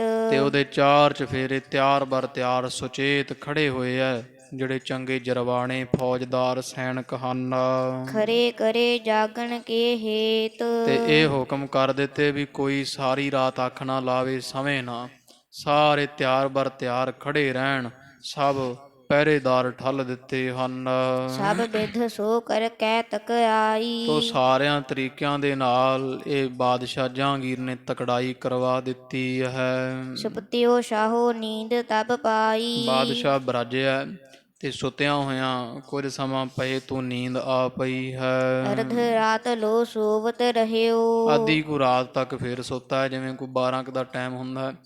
2 ਕੁ ਪਹਿਰ ਰਾਤ ਇਹਨੇ ਸੌਂ ਕੇ ਲੰਘਾ ਦਿੱਤੀ। ਜਦੋਂ ਬਹੁਰ ਤਰਾਸ ਤੈਸੇ ਤਬ ਲਹਿਓ। ਤੇ ਜਿਵੇਂ ਉਹ ਇੱਕ ਦਿਨ ਪਹਿਲਾਂ ਹੋਇਆ ਸਾਰਾ ਹਾਲ, ਉਸੇ ਤਰ੍ਹਾਂ ਦਾ ਹੀ ਫੇਰ ਇਹਨੂੰ ਡਰ ਪੈ ਗਿਆ ਹੈ। ਦੋਨੋਂ ਦਿਸ਼ ਤੇ ਦਾਰਨ ਸ਼ੇਰ। ਜਿਵੇਂ ਪਹਿਲੀ ਰਾਤ ਸੀ ਨਾ ਉਸੇ ਤਰ੍ਹਾਂ ਹੀ ਭਾਵੇਂ ਕਨਾਤਾਂ ਵੀ ਤਾਣੀਆਂ, ਲੋਹੇ ਦੇ ਜਾਲ ਵੀ ਸੁੱਟੇ, ਫੌਜ ਵੀ ਬੜੀ ਲਾਈ, ਪਰ ਉਹ ਸੂਖਮ ਰੂਪ ਧਾਰ ਕੇ ਤੇ ਇੱਥੇ ਅੰਦਰ ਆਣ ਵੜੇ 2 ਸ਼ੇਰ, ਦੋਵੇਂ ਤਰਫਾਂ ਤੋਂ ਦਹਾੜ ਰਹੇ ਵੇਖੇ ਐ। ਦੀਰਘ ਦਾਂਤ ਸੋ ਆਵਤ ਹੇਗ। ਹਨੇਰੇ ਵਿੱਚ ਲੰਮੇ ਚਿੱਟੇ ਦੰਦ ਚਮਕਦੇ ਐ ਤੇ ਬਾਦਸ਼ਾਹ ਨੇ ਇੱਕੋ ਵਾਰੀ ਇਹਨਾਂ ਨੂੰ ਆਪਦੇ ਵੱਲ ਆਉਂਦਿਆਂ ਵੇਖਿਆ ਹੈ। ਬੋਲਿਓ ਡਰਤ ਹਾਥ ਕੋ ਬੰਦ। ਤੇ ਆਣ ਫਿਰ ਛਾਤੀ ਤੇ ਚੜ ਗਏ। ਬਾਦਸ਼ਾਹ ਪੁੱਬਾਂ ਮਾਰਦਾ ਡਰਦਾ ਹੋਇਆ ਹੱਥ ਬੰਨ੍ਹ ਕੇ ਉੱਚੀ ਉੱਚੀ ਰੋਂਦਾ ਕੂਕਦਾ ਹੈ। ਰਾਖੋ ਮੋਹੇ ਸ਼੍ਰੀ ਹਰਗੋਬਿੰਦ। ਹੇ ਗੁਰੂ ਹਰਗੋਬਿੰਦ ਸਾਹਿਬ ਮਹਾਰਾਜ ਸੱਚੇ ਪਾਤਸ਼ਾਹ, ਫੇਰ ਮੁਸੀਬਤ ਪਈ ਹੈ ਤੁਹਾਡੇ ਦਾਸ ਤੇ, ਕੱਲ ਵਾਂਗੂ ਅੱਜ ਫੇਰ ਮੇਰੀ ਰੱਖਿਆ ਕਰ ਲਵੋ ਜੀ। ਇਕ ਤੁਮ ਹੋ ਨਿਤ ਮਮ ਰਖਵਾਰੇ। ਹੋਰ ਕੋਈ ਮੇਰੀ ਸਹਾਇਤਾ ਕਰਨ ਵਾਲਾ ਨਹੀਂ ਮਹਾਰਾਜ, ਆਪ ਹੀ ਮੇਰੀ ਸਹਾਇਤਾ ਕਰਨ ਵਾਲੇ ਹੋ, ਰੋਜ਼ ਮੇਰੀ ਰੱਖਿਆ ਕਰਨ ਵਾਲੇ ਹੋ। ਬਨਹੁ ਸਹਾਇਕ ਦਾਸ ਤੁਮਾਰੇ। ਮਹਾਰਾਜ ਮੈਂ ਤੁਹਾਡਾ ਦਾਸ ਹਾਂ, ਸੇਵਕ ਹਾਂ ਸੱਚੇ ਪਾਤਸ਼ਾਹ ਜੀ, ਮੈਨੂੰ ਆਪਦੇ ਚਰਨਾਂ ਦਾ ਸੇਵਕ ਜਾਣ ਕੇ ਮੇਰੀ ਰੱਖਿਆ ਕਰੋ ਜੀ। ਬਿਨੈ ਸੁਣੀ ਪ੍ਰਭ ਦੌਰਤ ਆਏ। ਤੋ ਗੁਰੂ ਹਰਗੋਬਿੰਦ ਸਾਹਿਬ ਮਹਾਰਾਜ ਇਹ ਅਰਦਾਸ ਜਹਾਂਗੀਰ ਦੀ ਕੀਤੀ ਹੋਈ ਮਹਾਰਾਜ ਦੇ ਪਾਸ ਪਹੁੰਚੀ। ਤੋ ਕਿਲੇ ਵਿੱਚੋਂ ਉਸੇ ਤਰ੍ਹਾਂ ਹੀ ਗਵਾਲੀਅਰ ਚੋਂ ਮਹਾਰਾਜ ਇੱਕ ਹੋਰ ਸਰੂਪ ਧਾਰ ਕੇ, ਜਿਵੇਂ ਸਿੱਖ ਹਾਜ਼ਰ ਹੋ ਸਕਦੇ ਤੇ ਸਿੱਖਾਂ ਦਾ ਗੁਰੂ ਕਿਉਂ ਨਹੀਂ ਹੋ ਸਕਦਾ, ਝਾਟੀ ਗੁਰੂ ਹਰਗੋਬਿੰਦ ਸਾਹਿਬ ਮਹਾਰਾਜ ਜੀ ਇੱਥੇ ਹਾਜ਼ਰ ਹੋ ਗਏ ਹੈ। ਅਰਦਾਸ ਕਰਦਿਆਂ ਸਾਰ ਹੀ ਕਰ ਰੁਮਾਲ ਤਰ ਦੋਹਨ ਹਟਾਏ। ਮਹਾਰਾਜ ਨੇ ਫਿਰ ਉਵੇਂ ਰੁਮਾਲ ਜੇ ਵਿਖਾ ਕੇ ਜਾਂ ਮੂੰਹ ਤੇ ਪਾ ਕਰਕੇ ਤੇ ਪਿੱਛੇ ਹਟਾ ਦਿੱਤੇ ਦੋਵੇਂ। ਬਿਨੈ ਸੁਣੀ ਪ੍ਰਭ ਦੌਰਤ ਆਏ। ਤੇ ਮਹਾਰਾਜ ਨੇ ਵੇਖੋ ਬਿਨਾਂ ਬੇਨਤੀ ਸੁਣੀ ਹੈ ਤੇ ਦੌੜਦੇ ਹੋਏ ਸੱਚੇ ਪਾਤਸ਼ਾਹ ਜੀ ਪਹੁੰਚ ਗਏ ਹਨ। ਕੋਈ ਨਹੀਂ ਉੱਥੇ ਪੜ੍ਹਦਾ। ਤਯੋ ਕਰ ਰੁਮਾਲ ਧਰ ਦੋਹਨ ਹਟਾਏ। ਪਾਤਸ਼ਾਹ ਨੇ ਰੁਮਾਲ ਰੱਖ ਕੇ ਨਾ ਤੇ ਦੋਵਾਂ ਨੂੰ ਹੀ ਪਿੱਛੇ ਹਟਾ ਦਿੱਤਾ ਹੈ। ਜਯੋ ਜਯੋ ਮੁਖ ਪਸਾਰ ਕਰ ਹਾਵੈ। ਤੇ ਉਹ ਫੇਰ ਪਿੱਛੇ ਹਟ ਜਾਂਦੇ ਆ ਤੇ ਫੇਰ ਮੁੜ ਕੇ ਇੱਕੋ ਵਾਰੀ ਡਰਾਉਂਦੇ ਆ ਮਹਾਰਾਜ ਦੇ ਖੜਿਆਂ ਹੋਇਆਂ ਵੀ, ਮੂੰਹ ਅੱਡ ਅੱਡ ਕੇ ਬਾਦਸ਼ਾਹ ਨੂੰ ਪੈਂਦੇ ਹਨ। ਤਯੋ ਤਯੋ ਸਤਿਗੁਰ ਦੂਰ ਹਟਾਵੈ। ਜਿਵੇਂ ਜਿਵੇਂ ਗਾਂਹ ਵੱਧਦੇ ਆ ਮਰ ਉਵੇਂ ਝਿੜਕ ਝਿੜਕ ਕੇ ਇਹਨਾਂ ਦੋਹਾਂ ਨੂੰ ਸ਼ੇਰਾਂ ਨੂੰ ਪਿੱਛੇ ਹਟਾਉਂਦੇ ਹਨ। ਚਤੁਰ ਘਟੀ ਲਗ ਕੇਹਰ ਰਹੇ। ਉਹ ਕਵੀ ਜੀ ਕਹਿੰਦੇ ਅੱਜ ਇਹਨਾਂ ਨੇ ਚੰਗਾ ਹੀ ਹੱਲਾ ਮਾਰਿਆ। ਸ਼ੇਰ ਦੋਵੇਂ ਜਿਹੜੇ ਸਿੱਖ ਸੀਗੇ ਇਹ 4 ਘੜੀਆਂ ਦੇ ਲਾਗੇ ਇੱਥੇ ਬਾਦਸ਼ਾਹ ਦੇ ਪਾਸ 4 ਕੁ ਘੜੀਆਂ ਰਹੇ ਹਨ। ਨਰ ਮੁਖ ਕਰ ਐਸੇ ਬਚ ਤੇ ਕਹੇ। ਜਾਣ ਲੱਗਿਆ ਨਾ ਮਨੁੱਖਾ ਮੂੰਹ ਜਿਹਾ ਬਣਾ ਲੈਂਦੇ ਆ ਵੀ ਉਹ ਸ਼ੇਰ ਦਾ ਸਰੂਪ ਛੱਡ ਕੇ ਧੜ ਸ਼ੇਰ ਦਾ ਹੀ ਰਹਿੰਦਾ ਹੈ, ਤੇ ਮੁੱਖ ਜਿਹੜਾ ਉਹ ਪ੍ਰਾਣੀ ਦਾ ਬਣਾ ਲੈਂਦੇ ਆ। ਜਦੋਂ ਮੁੜਨ ਲੱਗੇ ਆ ਦੋਵੇਂ ਸ਼ੇਰ, ਜਾਣ ਲੱਗਿਆ ਜਾਂਦੇ ਹੋਏ ਬਾਦਸ਼ਾਹ ਨੂੰ ਇਹ ਕਹਿ ਗਏ ਆ, ਜੋ ਸਤਿਗੁਰ ਦੇ ਹਾਥ ਬਚਾਵੈ। ਕਹਿੰਦੇ ਉਹ ਮੂਰਖ ਬਾਦਸ਼ਾਹ ਵੇਖ, ਜਿਹੜੇ ਸਤਿਗੁਰੂ ਹਰਗੋਬਿੰਦ ਸਾਹਿਬ ਜੀ ਤੈਨੂੰ ਰੋਜ਼ ਸਾਥੋਂ ਹੱਥ ਦੇ ਕੇ ਬਚਾ ਲੈਂਦੇ ਆ, ਤਿਨ ਕੀ ਮਹਿਮਾ ਕਯੋ ਬਿਸਰਾਵੈ। ਤੇ ਤੂੰ ਮੂਰਖ ਐਡਾ ਹੈ, ਉਹਨਾਂ ਦੀ ਮਹਿਮਾ ਕਿਉਂ ਛੱਡਦਾ ਭਾਈ? ਤੈਨੂੰ ਨਹੀਂ ਪਤਾ ਵੀ ਸੱਚੇ ਪਾਤਸ਼ਾਹ ਜੀ ਕੀ ਸਰੂਪ ਹੈ, ਕੌਣ ਹੈ? ਪਰਮੇਸ਼ਰ ਖੁਦਾ ਨਹੀਂ ਜਾਣਦਾ ਤੂੰ ਇਹਨਾਂ ਨੂੰ? ਇੱਕ ਵਾਰੀ ਤਾਂ ਲੋੜ ਪਈ ਤੋਂ ਯਾਦ ਕਰ ਲੈਣਾ, ਤੇ ਦਿਨ ਚੜੇ ਫੇਰ ਮਹਾਰਾਜ ਨੂੰ ਭੁੱਲ ਜਾਂਦਾ ਹੈ। ਨਿਸ ਮਹਿ ਤਰਾਸਤ ਨਿਕਟ ਬੁਲਾਵਤ। ਜਦੋਂ ਤਾਂ ਡਰ ਪੈਂਦਾ ਰਾਤ ਨੂੰ, ਤੇ ਉਦੋਂ ਮਹਾਰਾਜ ਨੂੰ ਕਾਮ ਪਰੇ ਹਰ ਸਿਮਰੀਐ, ਲੋੜ ਪਈ ਤੋਂ ਯਾਦ ਕਰਕੇ ਕੋਲ ਬੁਲਾ ਲੈਂਦਾ ਹੈ। ਦਿਨ ਮਹਿ ਦੂਰ ਰਾਖਬੇ ਭਾਵਤ। ਤੇ ਦਿਨੇ ਮਹਾਰਾਜ ਨੂੰ ਕਿਲੇ ਵਿੱਚ ਰੱਖ ਛੱਡਦਾ, ਰਾਤ ਨੂੰ ਆਪਦੇ ਪਾਸ ਬੁਲਾ ਲੈਣਾ। ਜਿਹੜੇ ਤੇਰੀ ਰੱਖਿਆ ਕਰਨ ਵਾਲੇ ਸਾਥੋਂ, ਜਿਹੜੇ ਰਾਤ ਨੂੰ ਤੇਰੀ ਰੱਖਿਆ ਕਰਦੇ, ਮੂਰਖਾ ਜਰਾ ਵਿਚਾਰ ਕਰਦੇ ਨੇ ਨਾ ਤੇਰੀ ਰੱਖਿਆ ਕਰਨਗੇ, ਪਰ ਜਿਹੜੇ ਰੱਖਿਆ ਕਰਨ ਵਾਲੇ ਆ ਉਹਨਾਂ ਨੂੰ ਤੂੰ ਕਿਲੇ ਵਿੱਚ ਤਾੜ ਛੱਡਿਆ ਹੋਇਆ ਹੈ ਜਾਂ ਡੱਕ ਕੇ ਰੱਖਿਆ ਹੈ। ਖਾਏ ਜਾਤ ਹਮ ਤਿਆਗਤ ਨਾਹੀ। ਤੇ ਫਿਰ ਕਹਿੰਦੇ ਅਸੀਂ ਤੈਨੂੰ ਛੱਡਣਾ ਨਹੀਂ, ਜਿੱਥੇ ਮਰਜੀ ਦੌੜਦਾ, ਜਿੱਦੇ ਮਹਾਰਾਜ ਨਾ ਆਏ ਕਿਤੇ, ਤੇ ਉਸੇ ਦਿਨ ਹੀ ਤੇਰਾ ਗਲ ਪਾੜ ਦੇਵਾਂਗੇ, ਤੈਨੂੰ ਖਾ ਜਾਵਾਂਗੇ। ਸ੍ਰੀ ਗੁਰ ਜੇ ਅਬ ਆਏ ਨਾ ਪਾਹੀ। ਤੇ ਅੱਜ ਤਾਂ ਗੱਲ ਕਰ ਵੀ ਸੱਚੇ ਪਾਤਸ਼ਾਹ ਜੀ ਆ ਗਏ, ਜੇ ਕਿਤੇ ਗੁਰੂ ਹਰਗੋਬਿੰਦ ਸਾਹਿਬ ਅੱਜ ਨਾ ਆਉਂਦੇ ਉਹ ਮੂਰਖ ਬਾਦਸ਼ਾਹ, ਤੇ ਅੱਜ ਹੀ ਅਸੀਂ ਜਿਹੜਾ ਹੈ ਉਹ ਤੇਰਾ ਸਿਰ ਵੱਢ ਦੇਣਾ ਸੀ, ਕੰਮ ਤਮਾਮ ਕਰ ਦੇਣਾ ਸੀ। ਸਮਝਹੁ ਭਲੇ ਆਜ ਤੁਮ ਛੂਰਾ। ਵੀ ਸਮਝ ਲੈ ਵੀ ਚੰਗੀ ਬੀਤੀ, ਮਹਾਰਾਜ ਆ ਗਏ, ਤੇ ਅਜੇ ਵੀ ਚੰਗਾ ਰਹੇਗਾ। ਸਮਝ ਜਾ ਮਹਾਰਾਜ ਦੀ ਮਹਿਮਾ ਨੂੰ, ਤੇ ਗੁਰੂ ਹਰਗੋਬਿੰਦ ਸਾਹਿਬ ਦੇ ਆਉਣ ਕਰਕੇ ਅਸੀਂ ਅੱਜ ਤੈਨੂੰ ਛੱਡ ਦਿੱਤਾ ਹੈ। ਇਮ ਕਹਿ ਲੋਪ ਭਏ ਤਿਸ ਠੌਰਾ। ਉਹ ਐਂ ਕਹਿ ਕੇ ਸਾਧ ਸੰਗ ਜੀ ਫੇਰ ਉਸੇ ਤਰ੍ਹਾਂ ਹੀ ਕੱਲ ਵਾਂਗੂ ਅਲੋਪ ਹੋ ਗਏ ਹਨ। ਬਾਹਰ ਨਾ ਨੀਂਦ ਸ਼ਾਹ ਕੋ ਆਈ। ਤੇ ਫੇਰ ਕਹਿੰਦੇ ਨਹੀਂ ਨੀਂਦ ਆਈ ਇਹਨੂੰ, ਬਾਦਸ਼ਾਹ ਨੂੰ ਸਾਰੀ ਰਾਤ ਨੇ ਫੇਰ ਬਹਿ ਕੇ ਕੱਢੀ ਹੈ। ਕਿਆ ਅਚਰਜ ਕੁਛ ਲਖਿਓ ਨਾ ਜਾਈ। ਇੱਕ ਰੰਗ ਆਉਂਦਾ ਇੱਕ ਜਾਂਦਾ, ਕਹਿੰਦੇ ਹੱਦ ਹੈ, ਇਹ ਕੀ ਮੇਰੇ ਨਾਲ ਵਰਤਦਾ ਪਿਆ ਹੈ, ਕੋਈ ਸਮਝ ਨਹੀਂ ਪੈ ਰਹੀ ਵੀ ਕਿਉਂ ਹੋ ਰਿਹਾ ਹੈ। ਗੁਰ ਕੀ ਮਹਿਮਾ ਭਾਖਤ ਸ਼ੇਰ। ਵੀ ਜਾਣਿਆ ਨਹੀਂ ਜਾਂਦਾ ਵੀ ਇਹ ਪਹਿਲਾਂ ਡਰਾਉਂਦੇ ਆ, ਤੇ ਜਾਣ ਲੱਗਿਆ ਗੁਰੂ ਹਰਗੋਬਿੰਦ ਸਾਹਿਬ ਮਹਾਰਾਜ ਦੀ ਸੋਭਾ ਕਰਕੇ ਜਾਂਦੇ ਆ। ਕਿਉਂ ਮੈਨੂੰ ਵਾਰ-ਵਾਰ ਗੁਰੂ ਹਰਗੋਬਿੰਦ ਸਾਹਿਬ ਮਹਾਰਾਜ ਦੀ ਮਹਿਮਾ ਜਾਣਨ ਬਾਰੇ ਆਖਦੇ ਆ? ਕਿਉਂ ਮੈਨੂੰ ਵਾਰ-ਵਾਰ ਕਹਿੰਦੇ ਵੀ ਤੂੰ ਮਹਾਰਾਜ ਦੀ ਮਹਿਮਾ ਨਹੀਂ ਜਾਣਦਾ, ਮਹਿਮਾ ਨਹੀਂ ਜਾਣਦਾ, ਤੂੰ ਮੂਰਖ ਹੈ? ਇਸ ਤਰ੍ਹਾਂ ਦੇ ਵਚਨ ਪਤਾ ਨਹੀਂ ਕਿਉਂ ਕਰਕੇ ਜਾਂਦੇ ਆ। ਨਰ ਮੁਖ ਕਰ ਛਪ ਜਾਵਤ ਫੇਰ। ਪਹਿਲਾਂ ਸ਼ੇਰ ਬਣ ਕੇ ਆਉਂਦੇ, ਤੇ ਜਾਂਦੀ ਵਾਰੀ ਮਨੁੱਖਾ ਮੂੰਹ ਜਾ ਬਣਾ ਕੇ, ਤੇ ਜਾਂਦੇ ਜਾਂਦੇ ਕਹਿ ਜਾਂਦੇ ਆ ਵੀ ਮੂਰਖਾ, ਜੇ ਮਹਾਰਾਜ ਨੇ ਬਚਾ ਲਿਆ, ਜਿਹੜਾ ਤੇਰੀ ਰੱਖਿਆ ਕਰਦੇ ਆ ਪਾਤਸ਼ਾਹ, ਉਹਨਾਂ ਨੂੰ ਦੂਰ ਰੱਖਦਾ, ਉਹਨਾਂ ਦੀ ਮਹਿਮਾ ਨਹੀਂ ਜਾਣਦਾ ਤੂੰ। ਕਿਉਂ ਕੇਹਰ ਬਣ ਕੇ ਇਹ ਆਵੈ। ਕਿਉਂ ਆਉਂਦੇ ਆ ਮੇਰੇ ਕੋਲ 2 ਦਿਨ ਤੋਂ, ਇਹ ਵਾਰ-ਵਾਰ ਸ਼ੇਰ ਬਣ ਕੇ ਆ ਰਹੇ ਹਨ। ਕਿਸ ਕਾਰਨ ਤੇ ਤਰਾਸ ਉਪਾਵੈ। ਵੀ ਪਤਾ ਨਹੀਂ, ਹੁਣ ਮੈਨੂੰ ਸਮਝ ਨਹੀਂ ਪੈਂਦੀ। ਵਿਚਾਰਾ ਮਨ 'ਚ ਸੋਚਦਾ ਵੀ ਮੇਰਾ ਕਸੂਰ ਕੀ ਹੈ? ਇਹ ਰੋਜ਼ ਹੀ, ਅੱਗੇ ਸਾਰੀ ਉਮਰ ਨਹੀਂ ਕਦੇ ਇਦਾਂ ਹੋਇਆ, ਤੇ ਰੋਜ਼ ਹੀ 2 ਸ਼ੇਰ ਆਉਂਦੇ ਤੇ ਇੱਕੋ ਗੱਲ ਹੀ ਆ ਕੇ ਮੇਰੇ ਕੋਲ ਕਰਦੇ ਆ, ਕਿਉਂ ਮੈਨੂੰ ਡਰ ਦੇ ਰਹੇ ਹਨ। ਚਿਤਵਤ ਚਿਤ ਪ੍ਰਭਾਤ ਹੋਏ ਆਹੀ। ਸਾਰੀ ਰਾਤ ਸੋਚਦਾ ਰਿਹਾ, ਤੇ ਦਿਨ ਚੜ ਆਇਆ ਹੈ। ਸਾਹੋ ਚਿੰਤ ਬਸ ਉਠ ਸਹਿ ਛਾਈ। ਤੇ ਬੜਾ ਕਾਹਲੀ ਨਾਲ ਤੜਕੇ ਵੇਲੇ ਨਾਲ ਹੀ ਜਾਗ ਪਿਆ, ਰਾਤ ਨੀਂਦ ਜੂ ਨਹੀਂ ਆਈ, ਤੇ ਵੇਲੇ ਨਾਲ ਹੀ ਤੜਕੇ ਤਿਆਰ ਹੋ ਗਿਆ, ਚਿੰਤਾ ਦੇ ਵਸ ਪਿਆ ਹੋਇਆ ਬਾਦਸ਼ਾਹ। ਚੰਦੂ ਸਹਿਤ ਨਜੂਮੀ ਸਿਆਣੇ। ਫਿਰ ਇਹਨੇ ਜਿੰਨੇ ਦੇ ਅਹਿਲਕਾਰ ਸੀ ਉਹ ਸਿਆਣੇ, ਕੋਈ ਨਜੂਮੀ ਜਿਹੜੇ ਕੋਈ ਹੁੰਦੇ ਆ ਜੋਤਸ਼ੀ ਆਦਿਕ, ਤੇ ਚੰਦੂ ਨੂੰ ਵੀ ਸੱਦਾ ਭੇਜਿਆ ਹੈ। ਅਰ ਜੇਤਿਕ ਉਮਰਾਵ ਮਹਾਨੇ। ਹੋਰ ਜਿੰਨੇ ਵੀ ਇਹਦੇ ਸਭਾ 'ਚ ਸਿਆਣੇ ਮਨੁੱਖ ਸਲਾਹਾਂ ਦੇਣ ਵਾਲੇ ਬਹਿੰਦੇ ਆ। ਪਾਠ ਕਰ ਨਰ ਸੇ ਗਰਭ ਹਕਾਰੇ। ਸਰਬ ਹਕਾਰੇ ਸਾਰੇ ਹੀ ਸੱਦ ਲਏ, ਭੇਜ ਕੇ ਨਾ ਇੱਕ ਸੈਨਿਕ ਨੂੰ ਆਖਿਆ ਚੰਦੂ ਨੂੰ, ਜਿੰਨੇ ਉਮਰਾਵ ਸਭਾ ਸਜਾਓ, ਛੇਤੀ ਦੇ ਨਾਲ ਸਾਰੇ ਸਭਾ ਦੇ ਵਿੱਚ ਪਹੁੰਚਣਾ ਕਰੋ। ਚੁੱਕ ਚੁੱਕ ਆਏ ਸਲਾਮ ਉਚਾਰੇ। ਬਾਦਸ਼ਾਹ ਜਾ ਕਚਹਿਰੀ 'ਚ ਤਖਤ ਤੇ ਬੈਠਾ, ਝੁਕ ਝੁਕ ਕੇ ਸਾਰੇ ਇਹਨੂੰ ਸਲਾਮਾਂ ਕਰਦੇ ਆ। ਕਹਿਓ ਭਲੀ ਕੀਨ ਸਤਕਰਾਈ। ਤੇ ਉਹ ਬਾਦਸ਼ਾਹ ਹੁਣ ਕਹਿੰਦਾ ਚੰਗੀ ਰਾਤ ਤੁਸਾਂ ਤਗੜਾਈ ਕੀਤੀ ਹੈ ਚੰਗੇ, ਤੁਸਾਂ ਨੇ ਵੀ ਕਹਿੰਦੇ ਸੀ ਬੜੇ ਪ੍ਰਬੰਧ ਕਰਾਂਗੇ, ਚੰਗਾ ਰਾਤ ਪ੍ਰਬੰਧ ਕੀਤਾ ਹੈ। ਗੁਰ ਰਾਖਿਓ ਨਤ ਲੀਨਸ ਵੀ ਖਾਈ। ਤੁਹਾਡੀ ਤਕੜਾਈ ਦੇ ਸਿਰ ਤੇ ਜੇ ਮੈਂ ਰਹਿੰਦਾ ਤੇ ਮੈਂ ਹੁਣ ਨੂੰ ਚੜ੍ਹਾਈ ਕਰ ਜਾਂਦਾ।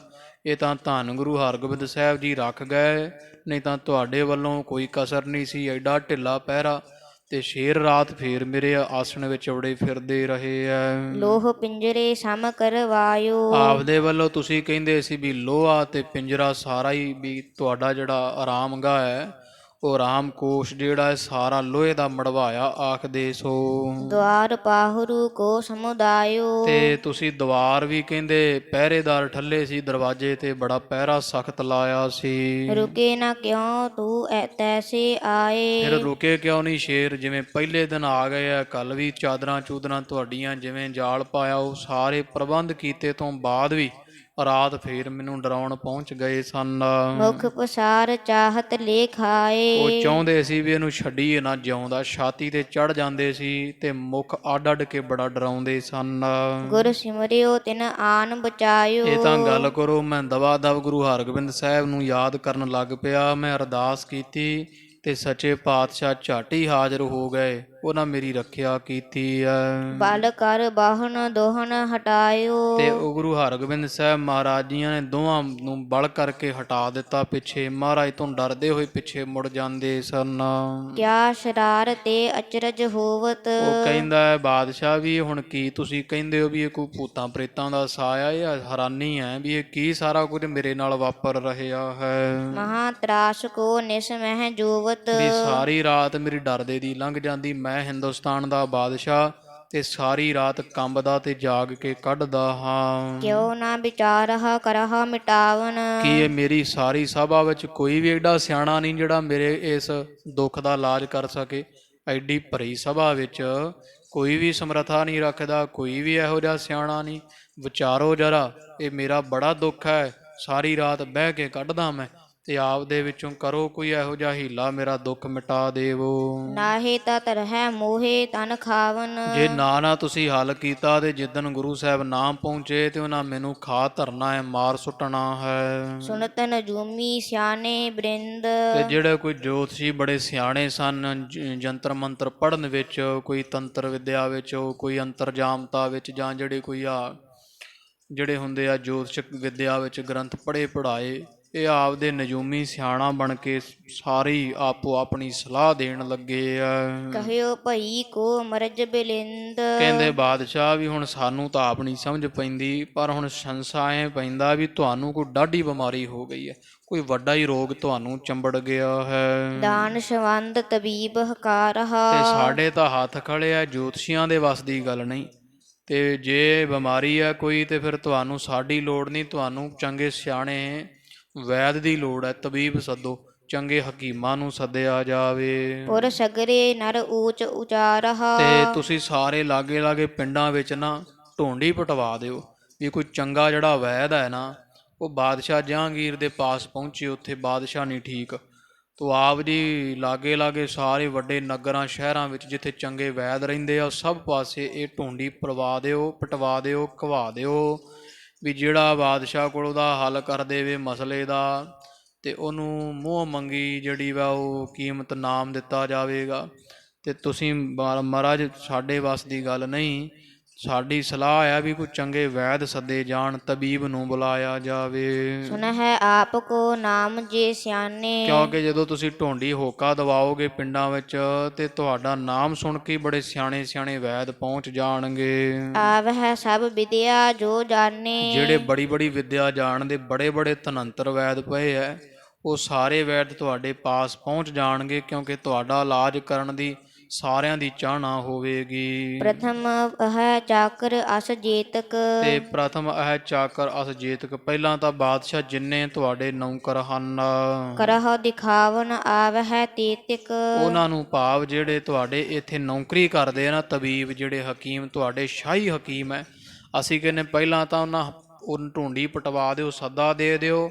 ਜਿੰਨਾ ਸਮਾਂ ਬਾਹਰੋਂ ਸ਼ਹਿਰਾਂ ਨਗਰਾਂ ਤੋਂ ਪਾਸੇ ਦੇਸ਼ਾਂ ਵਿਦੇਸ਼ਾਂ ਚੋਂ ਹਕੀਮ ਆਉਣੇ ਆ, ਉਹਨਾਂ ਸਮਾਂ ਤੁਸੀਂ ਆਪਦੇ ਸ਼ਾਹੀ ਹਕੀਮਾਂ ਨੂੰ ਸੱਦ ਕੇ ਤੇ ਆਪਦਾ ਇਲਾਜ ਕਰਵਾਓ, ਜਰਾ ਨਬਜ ਵਿਖਾਓ ਜੀ। ਸੁਣਤ ਸਾਹੋ ਨੇ ਆਛੀ ਤੇ ਮਾਨੇ। ਬਾਦਸ਼ਾਹ ਨੇ ਸੋਚਿਆ ਵੀ ਹਾਂ ਹੋ ਸਕਦਾ ਕੋਈ ਬਿਮਾਰੀ ਹੋਵੇ, ਕੋਈ ਮਾਨਸਿਕ ਰੋਗ ਹੋਵੇ। ਚੰਗੀ ਇਹਨਾਂ ਨੂੰ ਬਾਦਸ਼ਾਹ ਨੂੰ ਸਲਾਹ ਲੱਗੀ ਹੈ। ਪਠ ਪਠ ਨਰ ਤਬੀਬ ਗਣ ਆਨੇ। ਤੇ ਸਾਰੇ ਤਬੀਬ ਇਕੱਠੇ ਕਰਨੇ ਸ਼ੁਰੂ ਕਰ ਦਿੱਤੇ। ਤਬੀਬ ਇਹਨੂੰ ਹਕੀਮ ਨੂੰ ਕਹਿੰਦੇ, ਵੈਦ ਨੂੰ। ਤੋ ਸਾਰੇ ਤਬੀਬ ਹਕੀਮ ਜਿਹੜੇ ਉਹ ਇਕੱਠੇ ਕਰਨੇ ਆਰੰਭ ਕੀਤੇ ਆ। ਭੇਜ ਭੇਜ ਕੇ ਮਨੁੱਖ ਦੇਸ਼ਾਂ ਵਿਦੇਸ਼ਾਂ ਵਿੱਚ ਚੰਗੇ ਪ੍ਰਸਿੱਧ ਵੈਦਾਂ ਨੂੰ ਸੱਦਿਆ ਗਿਆ ਹੈ। ਸਭ ਕੋ ਕਰ ਨਾਰੀ ਦਿਖ ਤੇ ਰਾਵੈ। ਬਾਦਸ਼ਾਹ ਸਾਰਿਆਂ ਨੂੰ ਨਬਜ ਦੀ ਵਿਚਾਰਾ ਵਿਖਾਉਂਦਾ ਫਿਰਦਾ। ਜਿਹੜਾ ਆਉਂਦਾ ਉਹੀ ਪਕੜ ਢੰਡੋਲੇ ਬਾਹ। ਉਹ ਵਾਰ-ਵਾਰ ਜਿਹੜਾ ਵੈਦ ਆਉਂਦਾ ਇਹਦੀ ਨਬਜ ਪਕੜ ਕੇ ਵੇਖਦਾ ਹੈ। ਪਿਤਹਿ ਜਾਮਨੀ ਤਥਾ ਬਤਾਵੈ। ਤੇ ਨਾਲ ਬਾਦਸ਼ਾਹ ਵਿਚਾਰਾ ਦੱਸ ਦਿੰਦਾ ਵੀ ਬਿਮਾਰੀ ਮੈਨੂੰ ਹੈ, ਵੀ ਮੇਰੀ ਰਾਤ ਇਸ ਤਰ੍ਹਾਂ ਬੀਤਦੀ ਡਰਦੇ ਹੋਏ ਦੀ। ਸ਼ੇਰ ਦਿਸਦੇ ਆ ਮੈਨੂੰ ਰਾਤ ਨੂੰ। ਸੁਣ ਤਬੀਬ ਕੁਛ ਰੋਗ ਨਾ ਦੇਖੈ। ਹੁਣ ਇਹ ਰੋਗ ਕਿੱਥੋਂ ਲੱਭੇ? ਤੋ ਉਹ ਕਹਿੰਦੇ ਆ ਨਾ ਮਹਾਰਾਜ ਕੇ ਭੋਲਾ ਵੈਦ ਨਾ ਜਾਣਈ ਕਰ ਕਰੇਜੇ ਮਾਹੇ। ਤੋ ਹੁਣ ਵੈਦ ਨੂੰ ਕੀ ਪਤਾ ਹੈ ਵੀ ਇਹਨੂੰ ਰੋਗ ਕੀ ਹੈ? ਇਹ ਤਾਂ ਮਹਾਰਾਜ ਤੋਂ ਬੇਮੁਖਤਾਈ ਦਾ ਰੋਗ ਲੱਗਿਆ ਹੋਇਆ ਬਾਦਸ਼ਾਹ ਨੂੰ। ਤੇ ਇਧਰ ਵੇਖਦੇ ਵਿਚਾਰੇ ਨਾੜ ਫੜ ਕੇ ਨਬਜਾਂ, ਪਰ ਕੁਝ ਸਮਝ ਨਹੀਂ ਪੈਂਦੀ ਹੈ। ਸ਼ੇਰਨ ਤੇ ਬਿਸਮਾਏ ਵਿਸੇਖੈ। ਉਹ ਵੀ ਹੈਰਾਨ ਹੋ ਜਾਂਦੇ ਸੁਣ ਕੇ ਵੀ ਆਹ ਬਿਮਾਰੀ ਤਾਂ ਪਹਿਲੀ ਵਾਰੀ ਸੁਣੀ ਆ ਵੀ ਕਿਸੇ ਨੂੰ ਰਾਤ ਨੂੰ ਪ੍ਰਤਾਖੀ ਜਾਗਦੇ ਨੂੰ ਸ਼ੇਰ ਦੀਦੇ ਹੋਣ ਤੇ ਛਾਤੀ ਤੇ ਪੰਜੇ ਰੱਖ ਲੈਂਦੇ ਹੋਣ। ਕਹਿੰਦੇ ਨਿਸ਼ਾਨ ਪੈ ਗਏ ਸੀ ਬਾਦਸ਼ਾਹ ਦੇ ਛਾਤੀ ਤੇ, ਉਵੇਂ ਹੀ ਵਿਖਾਉਂਦਾ। ਉਹ ਕਹਿੰਦਾ ਵੀ ਹੱਦ ਹੈ। ਉਹ ਵੈਦ ਵੀ ਵੇਖ ਵੇਖ ਹੈਰਾਨ ਹੁੰਦੇ ਸੁਣ ਸੁਣ ਕੇ ਵੀ ਸਾਰੀ ਉਮਰ ਲੰਘ ਗਈ ਪਰ ਇਹੋ ਜਿਹਾ ਬਿਮਾਰ ਪਹਿਲੀ ਵਾਰ ਵੇਖਿਆ ਹੈ। ਨਹੀਂ ਅਕਲ ਮਹਿ ਕੁਛ ਬਨ ਆਵੈ। ਹੁਣ ਵੈਦਾਂ ਦੀ ਮੱਤ 'ਚ ਕੁਝ ਨਹੀਂ ਆਉਂਦਾ। ਹੁਣ ਵੈਦ ਕੀ ਜਾਣਨ ਵੀ ਇਹ ਤਾਂ ਗੁਰੂ ਦੀ ਬੇਮੁਖਤਾਈ ਦਾ ਰੋਗ ਲੱਗਿਆ ਬਾਦਸ਼ਾਹ ਨੂੰ, ਤਾਂ ਇਹਦਾ ਆਹ ਹਾਲ ਹੁੰਦਾ ਪਿਆ। ਪਰਮੇਸ਼ਰ ਦੇ ਭੁੱਲਿਆਂ ਵਿਆਪਣ ਸਭੇ ਰੋਗ, ਖਿਨ ਮਹਿ ਕੌੜੇ ਹੋ ਗਏ ਜਿਤੜੇ ਮਾਇਆ ਭੋਗ। ਵਿੱਚ ਨਾ ਕੋਈ ਕਰ ਸਕੈ ਕਿਸ ਥੈ ਰੋਗ ਹੈ ਰੋਜ਼, ਕੀਤਾ ਕਿਛੁ ਨਾ ਹੋਵੇ ਲਿਖਿਆ ਤੁਰ ਸੰਜੋਗ। ਤੋ ਇਹ ਗੁਰੂ ਪਾਤਸ਼ਾਹ ਮਰਨ ਨੂੰ ਭੁੱਲਣ ਦਾ ਰੋਗ ਜਿਹੜਾ ਨਾ, ਉਹਨੇ ਦਾ ਬਾਦਸ਼ਾਹ ਦਾ ਹਾਲ ਕੀਤਾ ਹੈ। ਪਰ ਵੈਦ ਵਿਚਾਰਿਆਂ ਦੀ ਮੱਤ ਵਿੱਚ ਕੋਈ ਸਮਝ ਨਹੀਂ ਪੈਂਦੀ ਹੈ। ਤਉ ਸਾਹੋ ਕੋ ਕਹਿ ਪਰਚਾਵੈ। ਤੇ ਫੇਰ ਵੀ ਵੈਦ ਜਿਹੜੇ ਵਿਚਾਰੇ ਨਾ ਹੁਣ ਕੁਝ ਕਹਿਣਾ ਤਾਂ ਹੈ ਹੀ ਨਹੀਂ। ਤਾਂ ਅਗਲਾ ਕਹਿਣਗੇ ਬਾਦਸ਼ਾਹ ਵਰਗੇ ਵੀ ਤੂੰ ਕਾਹਦਾ ਵੈਦ ਹੈ, ਤੈਨੂੰ ਪਤਾ ਨਹੀਂ ਲੱਗਦਾ। ਉਹ ਕੋਈ ਬਾਦਸ਼ਾਹ ਨੂੰ ਕੁਝ ਕਹਿੰਦਾ ਹੈ, ਕੋਈ ਕੁਝ ਕਹਿੰਦਾ ਹੈ। ਆਪਦੀਆਂ ਹੀ ਮੱਤਾਂ ਵਿਚਾਰੇ ਦਿੰਦੇ ਆ ਤੇ ਬਾਦਸ਼ਾਹ ਦਾ ਹੌਸਲਾ ਬਣਦੇ ਹਨ। ਤਬ ਤਬੀਬ ਬਣ ਜੇਠਾ ਗਇਓ। ਤੋ ਇਹਨਾਂ ਸਾਧ ਸੰਗ ਦੀ ਢੂੰਡੀ ਪਟਵਾ ਦਿੱਤੀ ਵੀ ਬਾਦਸ਼ਾਹ ਬਿਮਾਰ ਹੈ ਤੇ ਕੋਈ ਵੈਦ ਪਹੁੰਚੋ ਜਿੰਨੇ ਵੀ ਤਗੜੇ ਤਗੜੇ ਹੈ। ਤੇ ਭਾਈ ਜੇਠਾ ਜੀ ਨਾ ਬੰਨ ਕੇ ਉਹ ਫਕੀਰਾਂ ਵਾਲਾ ਦਸਤਾਰਾ ਵੱਟ ਦੇ ਕੇ ਤੇ ਚੰਗਾ ਮਹਿੰਗਾ ਉਹ ਵਸਤਰ ਪਾ ਕੇ ਤੇ ਵੈਦ ਬਣ ਕੇ ਉੱਥੇ ਜਾ ਬਾਦਸ਼ਾਹ ਦੀ ਕਚਹਿਰੀ 'ਚ ਪਹੁੰਚਿਆ ਹੈ। ਬਹੁ ਮੂਲੇ ਪਟ ਤਨ ਪਰ ਰਿਓ। ਪਤਾ ਨਾ ਲੱਗ ਜਾਵੇ ਤੇ ਚੰਗੇ ਬੇਸ਼ਕੀਮਤੀ ਪਸ਼ਮੀਨੇ ਦੇ ਜਿਹੜੇ ਨਾ ਉਹ ਪੋਸ਼ਾਕਾਂ ਚੰਗਾ ਦਸ਼ਾਲੇ ਪਾ ਕੇ ਸੋਹਣਾ ਟੌਰ ਕੱਢ ਕੇ ਵੀ ਲੱਗੇ ਵੀ ਤਾਂ ਵਿਦੇਸ਼ ਦਾ ਚੰਗਾ ਤਗੜਾ ਜਿਹੜਾ ਉਹ ਹਕੀਮ ਆ ਗਿਆ। ਤੋ ਬਾਦਸ਼ਾਹ ਦੇ ਦਰਬਾਰ ਵਿੱਚ ਜਾ ਭਾਈ ਜੇਠਾ ਪਹੁੰਚਿਆ ਹੈ। ਗਨ ਉਮਰਾਵ ਖਰੇ ਕਰ ਜੋਰੇ। ਤੇ ਜਦੋਂ ਇਹ ਪਹੁੰਚੇ ਨਾ ਭਾਈ ਜੇਠਾ ਜੀ ਤੇ ਹੁਣ ਕੱਪੜਾ ਲੀੜਾ ਵੇਖ ਕੇ ਸਾਰੇ ਹੀ ਹੈਰਾਨ ਹੁੰਦੇ ਵੀ ਤਾਂ ਬੜਾ ਵੱਡਾ ਵੈਦ ਆ ਗਿਆ ਕੋਈ। ਤੇ ਸਾਰੀ ਕਚਹਿਰੀ ਖੜੀ ਹੋ ਕੇ ਸਿਰ ਝੁਕਾਉਂਦੀ ਹੈ ਇਸ ਭਾਈ ਜੇਠਾ ਜੀ ਨੂੰ। ਗਨ ਸਿਆਣੇ ਬੈਠੇ ਇੱਕ ਓਰੇ। ਤੇ ਇੱਕ ਪਾਸੇ ਬੜੇ ਸਿਆਣੇ ਜਿਹੜੇ ਕੋਈ ਨਜੂਮੀ ਹੁੰਦੇ ਆ, ਕੋਈ ਆ ਤੰਤਰ ਮੰਤਰ ਪੜਨ ਵਾਲੇ ਜਾਦੂਗਰ ਵੀ ਬੈਠੇ ਹਨ। ਕਿਨਹੂ ਕੀਨ ਨਾ ਖਾਤਰ ਜਮਾ। ਤੇ ਕਿਸੇ ਨੇ ਵੀ ਤਸੱਲੀ ਨਾ ਕੀਤੀ ਬਾਦਸ਼ਾਹ ਦੀ। ਪਹਿਲਾਂ ਤਾਂ ਉਹ ਟੱਕਰਾਂ ਮਾਰਦੇ ਰਹੇ ਜਿੰਨੇ ਜੋਤਸ਼ੀ ਸਨ, ਉਹਨਾਂ ਦੀ ਸਮਝ ਵਿੱਚ ਨਾ ਪਈ ਤੇ ਫਿਰ ਸਾਰੇ ਵੈਦ ਵੀ ਲੱਗੇ ਰਹੇ ਪਰ ਕਿਸੇ ਨੂੰ ਰੋਗ ਨਾ ਸਮਝ ਆਇਆ। ਭਾਈ ਜੇਠਾ ਜੀ ਨੇ ਨੂੰ ਪਹੁੰਚ ਗਏ ਹਨ। ਸਾਹੋ ਹਿਰਦੈ ਡਰ ਸੰਸੈ ਜਮਾ। ਤੇ ਇਧਰ ਬਾਦਸ਼ਾਹ ਜਿਹੜਾ ਬਹੁਤ ਭਾਰੀ ਡਰਿਆ ਹੋਇਆ, ਜਿਹਦੇ ਮਨ ਵਿੱਚ ਰਾਤ ਦਾ ਬੜਾ ਸੰਸ਼ਾ ਪਿਆ ਹੋਇਆ ਹੈ। ਦੇਖ ਭਲੋ ਨਰ ਸਭ ਸਨਮਾਨਾ। ਤੇ ਹੁਣ ਬਾਅਦ ਇਹਦਾ ਭਾਈ ਜੇਠਾ ਜੀ ਦਾ ਚੰਗਾ ਵੇਸ਼ ਭੂਸ਼ਾ ਵੇਖ ਕੇ, ਸਰੀਰ ਵੀ ਚੰਗਾ ਤਗੜਾ ਹੈ, ਚੰਗੇ ਮਹਿੰਗੇ ਬਾਣੇ ਪਾਏ ਹੋਏ ਆ, ਦਸ਼ਾਲੇ ਸੁੱਟੇ ਹੋਏ ਆ, ਫੱਬ ਟੌਰ ਵੇਖ ਕੇ ਤੇ ਸਾਰਿਆਂ ਨੇ ਸੋਚਿਆ ਵੀ ਤਾਂ ਕੋਈ ਤਗੜਾ ਹੀ ਜਿਹੜਾ ਵਾ ਤਬੀਬ ਆ ਗਿਆ ਵਿਦੇਸ਼ ਵਿੱਚੋਂ। ਜੇਠਾ ਗਇਓ ਨਿਕਟ ਤਿਸ ਥਾਨਾ। ਤੇ ਜਿੱਥੇ ਬਾਦਸ਼ਾਹ ਪਿਆ ਹੋਇਆ ਨਾ ਬੈਠਾ ਇਲਾਜ ਕਰਾਉਣ ਵਾਸਤੇ, ਵਾਰੀ ਵਾਰੀ ਉਹ ਵੈਦ ਜੇ ਵੇਖੀ ਜਾਂਦੇ ਬਾਹਾਂ ਫੜ ਫੜ ਕੇ। ਤੇ ਭਾਈ ਜੇਠਾ ਜੀ ਵੀ ਉੱਥੇ ਪਹੁੰਚੇ ਆ। ਸਾਹੋ ਬਾਹੋਂ ਆਗੇ ਕਰ ਦੀਨ। ਤੇ ਬਾਦਸ਼ਾਹ ਜਹਾਂਗੀਰ ਨੇ ਭਾਈ ਜੇਠਾ ਦੇ ਅੱਗੇ ਆਪਣੀ ਬਾਂਹ ਕਰ ਦਿੱਤੀ ਆ ਵੀ ਨਬਜ ਵੇਖੋ ਮੇਰੀ, ਹੇ ਤਬੀਬ ਜੀ। ਨਿਸ ਪ੍ਰਸੰਗ ਕਹਿ ਲੈ ਜਿਮ ਚੀਨ। ਤੇ ਨਾਲੇ ਬਾਂਹ ਕਰਕੇ ਨਾ ਅੱਗੇ ਭਾਈ ਜੇਠਾ ਜੀ ਦੇ ਇਹ ਬਾਦਸ਼ਾਹ ਤੇ ਨਾਲ ਹੀ ਰਾਤ ਵਾਲਾ ਪ੍ਰਸੰਗ ਦੱਸਣ ਲੱਗ ਪਿਆ ਵੀ ਹੇ ਤਬੀਬ ਜੀ, ਵੈਦ ਜੀ, ਮੈਨੂੰ ਰਾਤ ਨੂੰ ਆਹ ਬਿਮਾਰੀ ਪੈਂਦੀ ਹੈ। ਜੇ ਸ਼ੁਰੂ ਹੀ ਕੀਤੀ ਗੱਲ ਵੀ ਚਲੋ ਵੈਦ ਨੂੰ ਪਤਾ ਲੱਗ ਜਾਵੇ ਵੀ ਮੈਨੂੰ ਰੋਗ ਕੀ ਆ, ਤੇ ਬਾਦਸ਼ਾਹ ਜਦੋਂ ਗੱਲ ਜੀ ਸ਼ੁਰੂ ਕਰਨ ਲੱਗਿਆ ਨਾ ਰਾਤ ਵਾਲਾ ਪ੍ਰਸੰਗ ਛੇੜਦਾ ਹੈ। ਕਹਿਣ ਲੱਗਿਓ ਮੈਂ ਪਿਖੋ ਨਾ ਨਾਰੀ। ਤੇ ਇਹ ਹੁਣ ਪਖੰਡੀ ਪੂਰੇ ਆ ਭਾਈ ਜੇਠਾ ਜੀ, ਕਹਿੰਦੇ ਆ ਕਿ ਨਹੀਂ ਬਾਦਸ਼ਾਹ, ਮੈਂ ਨਹੀਂ ਕੋਈ ਨਬਜਾਂ ਵੇਂਦਾ, ਮੈਂ ਉਹਨਾਂ ਵੈਦਾਂ ਵਰਗਾ ਨਹੀਂ, ਅਸੀਂ ਵੱਡੇ ਵੈਦ ਹੁੰਨੇ ਤੇ ਸਾਨੂੰ ਨਬਜਾਂ ਵੇਖਣ ਦੀ ਲੋੜ ਨਹੀਂ ਪੈਂਦੀ ਹੈ। ਨਹਿ ਪ੍ਰਸੰਗ ਕੁਛ ਕਰਹ ਉਚਾਰੀ। ਤੇ ਤੂੰ ਮੈਨੂੰ ਭਾਵੇਂ ਕੁਝ ਵੀ ਨਾ ਦੱਸ, ਮੈਂ ਉਹੀ ਬਿਮਾਰੀ ਲੱਭ ਲਵਾਂਗਾ ਤੇਰੀ, ਮੈਨੂੰ ਲੋੜ ਹੀ ਨਹੀਂ, ਤੂੰ ਰਾਤ ਵਾਲੀਆਂ ਗੱਲਾਂ ਛੱਡ, ਆਪਦੇ ਕੋਲ ਹੀ ਰੱਖ। ਕਿਆ ਤਬੀਬ ਜੋ ਨਾਰੀ ਦੇਖੈ। ਤੇ ਉਹ ਦੂਜੇ ਜਿੰਨੇ ਬੈਠੇ ਸੀ ਸਭਾ ਵਿੱਚ, ਕਹਿੰਦਾ ਉਹਨਾਂ ਵੱਲ ਵੇਖ ਕੇ ਭਾਈ ਜੇਠਾ ਜੀ ਹੱਸ ਕੇ ਮਸ਼ਕਰੀ ਕਰਦੇ, ਕਹਿੰਦੇ ਉਹ ਕਾਹਦਾ ਵੈਦ ਆ ਜਿਹੜਾ ਬਾਂਹ ਵੇਖ ਕੇ ਤੇ ਰੋਗ ਦੱਸਦਾ ਹੋਵੇ। ਸੂਰਤ ਦੇਖ ਨਾ ਰੋਗ ਪਰੇਖੈ। ਕਹਿੰਦੇ ਸਾਗ ਵੇਚਣ ਵਾਲੇ ਬਾਣੀਏ ਕੀ ਜਾਣਦੇ ਆ ਹੀਰੇ ਦੀ ਕੀਮਤ, ਕਹਿੰਦੇ ਉਹ ਵੈਦ ਹੀ ਕਾਹਦਾ ਜਿਹੜਾ ਜਿਹਨੂੰ ਪਤਾ ਹੀ ਨਹੀਂ, ਜਿਹੜਾ ਐਵੇਂ ਬਾਹਾਂ ਵੇਂਦਾ ਫਿਰਦਾ ਫੜ ਫੜ ਕੇ। ਬਾਦਸ਼ਾਹ ਮੈਨੂੰ ਲੋੜ ਨਹੀਂ ਪੈਂਦੀ, ਮੈਂ ਜਿੰਨੇ ਮਰੀਜ਼ ਠੀਕ ਕਰਦਾ ਹਾਂ, ਕਿੱਥੇ ਆ ਭਲਾ, ਮੈਂ ਜਿੰਨੇ ਮਰੀਜ਼ ਠੀਕ ਕਰਦਾ ਨਾ, ਮੈਨੂੰ ਲੋੜ ਹੀ ਨਹੀਂ ਪੈਂਦੀ ਗੀ, ਮੈਂ ਨਾੜੀਆਂ ਨਹੀਂ ਵੇਂਦਾ, ਨਾ ਮੈਨੂੰ ਕੋਈ ਪ੍ਰਸੰਗ ਦੱਸ ਤੂੰ। ਉਹ ਤਬੀਬ ਹੀ ਕਾਹਦੇ ਆ, ਉਹ ਵੈਦ ਹੀ ਕਾਹਦੇ ਆ ਜਿਹੜੇ ਨਬਜਾਂ ਵੇਖ ਵੇਖ ਰੋਗ ਲੱਭਦੇ ਫਿਰਦੇ। ਮੈਂ ਤਾਂ ਬੰਦੇ ਦਾ ਮੂੰਹ ਵੇਖ ਕੇ ਨਾ, ਸੂਰਤ ਵੇਖ ਕੇ ਹੀ ਤੇ ਸਾਰੇ ਰੋਗ ਦਾ ਅੰਦਾਜ਼ਾ ਲਾ ਲੈਂਦਾ ਹਾਂ। ਮਮ ਉਸਤਾਦ ਅਹੈ ਨਹਿ ਕਾਚੋ। ਕਿਉਂਕਿ ਜਿਹੜੇ ਉਸਤਾਦ ਤੋਂ ਮੈਂ ਸਿੱਖਿਆ ਹੋਇਆ ਨਾ, ਗੁਰੂ ਹਰਗੋਬਿੰਦ ਸਾਹਿਬ ਦਾ ਹੀ ਨਾਂ ਆ, ਉਸਤਾਦ ਤਾਂ ਮਹਾਰਾਜ ਜੀ ਆ ਭਾਈ ਜੇਠਾ ਜੀ ਦੇ।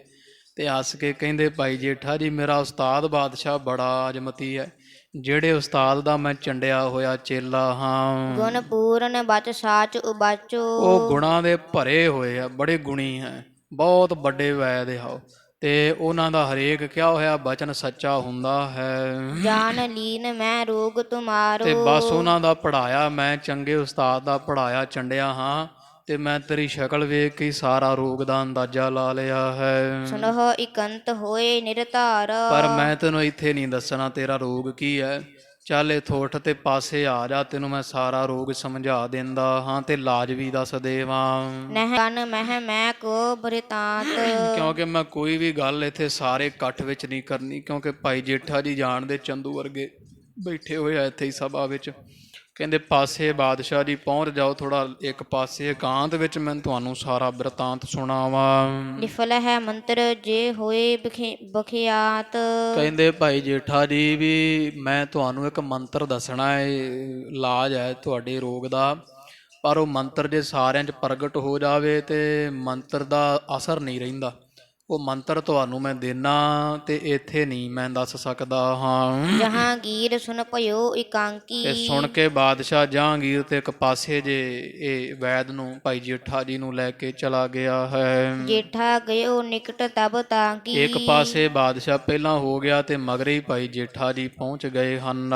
ਬੈਠ ਕਹਿਓ ਤੁਝ ਸ਼ਪਤ ਖੁਦਾਏ। ਹਾਂ, ਤੇ ਫਿਰ ਬਾਦਸ਼ਾਹ ਨੂੰ ਬਹਾ ਕੇ ਨਾ ਭਾਈ ਜੇਠਾ ਜੀ ਕਹਿੰਦੇ ਬਾਦਸ਼ਾਹ ਲੈ ਪਹਿਲਾਂ ਤਾਂ ਤੈਨੂੰ ਤੇਰੇ ਖੁਦਾ ਅੱਲਾ ਦੀ ਕਸਮ ਹੈ, ਕਹੋ ਜੇ ਸਾਚੀ ਦੇਹ ਬਤਾਏ। ਹੁਣ ਜੋ ਵੀ ਮੈਂ ਕਵਾਂਗਾ ਤੇ ਤੂੰ ਮਨ 'ਚ ਨਾ ਕੁਝ ਰੱਖੀ ਤੇ ਸੱਚਮੁੱਚ ਦੱਸੀ ਵੀ ਵਾਕਿਆ ਹੀ ਇਹ ਕੁਝ ਹੁੰਦਾ ਹੈ, ਇਸ ਤਰ੍ਹਾਂ ਹੀ ਕੀਤਾ ਤੂੰ, ਤੈਨੂੰ ਖੁਦਾ ਦੀ ਸਹੁੰ ਹੈ, ਕਸਮ ਹੈ, ਜੇ ਤੂੰ ਮੈਨੂੰ ਕੋਈ ਝੂਠ ਬੋਲਿਆ ਤਾਂ। ਤੋ ਕਹ ਰੋਗ ਨਾ ਉਪਜਿਓ ਕੋਈ। ਕਹਿੰਦਾ ਠੀਕ ਹੈ, ਜਿਵੇਂ ਕਹੇਗਾ ਮੈਂ ਕਰਾਂਗਾ। ਫਿਰ ਭਾਈ ਜੇਠਾ ਜੀ ਕਹਿੰਦੇ ਆ ਵੀ ਸੁਣ ਬਾਦਸ਼ਾਹ, ਮੈਂ ਤੇਰੀ ਸ਼ਕਲ ਵੇਖ ਕੇ ਅੰਦਾਜ਼ਾ ਲਾਇਆ ਵੀ ਤੈਨੂੰ ਕੋਈ ਰੋਗ ਰਾਗ ਨਹੀਂ, ਨਾ ਤੈਨੂੰ ਕੋਈ ਬਿਮਾਰੀ ਹੈ ਤੇ ਕਿਸੇ ਤਰ੍ਹਾਂ ਦਾ ਕੋਈ ਰੋਗ ਨਹੀਂ ਚਿੰਬੜਿਆ ਹੈ। ਨਿਸ ਮਹਿ ਤਰਾਸ ਕਿਸੂ ਤੇ ਹੋਈ। ਤੇ ਰਾਤ ਨੂੰ ਤੈਨੂੰ ਡਰ ਲੱਗਦਾ ਨਾ, ਕਿਹਦੇ ਤੋਂ ਲੱਗਦਾ ਭਲਾ ਤੈਨੂੰ ਡਰ, ਇਸ ਤਰ੍ਹਾਂ ਪੁੱਛਿਆ ਹੈ। ਹੌਲ ਰਹਿਓ ਦਿਲ ਟਿਕਹਿ ਨਾ ਕੈਸੇ। ਤੇ ਮੈਨੂੰ ਪਤਾ ਹੈ ਵੀ ਕਿਸੇ ਸ਼ੈ ਤੋਂ ਰਾਤ ਤੈਨੂੰ ਡਰ ਲੱਗਦਾ ਹੈ ਤੇ ਹੌਲ ਪੈਂਦੇ ਆ, ਤੇ ਦਿਲ ਜਿਹੜਾ ਤੇਰਾ ਟਿਕਿਆ ਨਹੀਂ ਰਹਿੰਦਾ, ਬੜਾ ਭਾਰੀ ਡਰ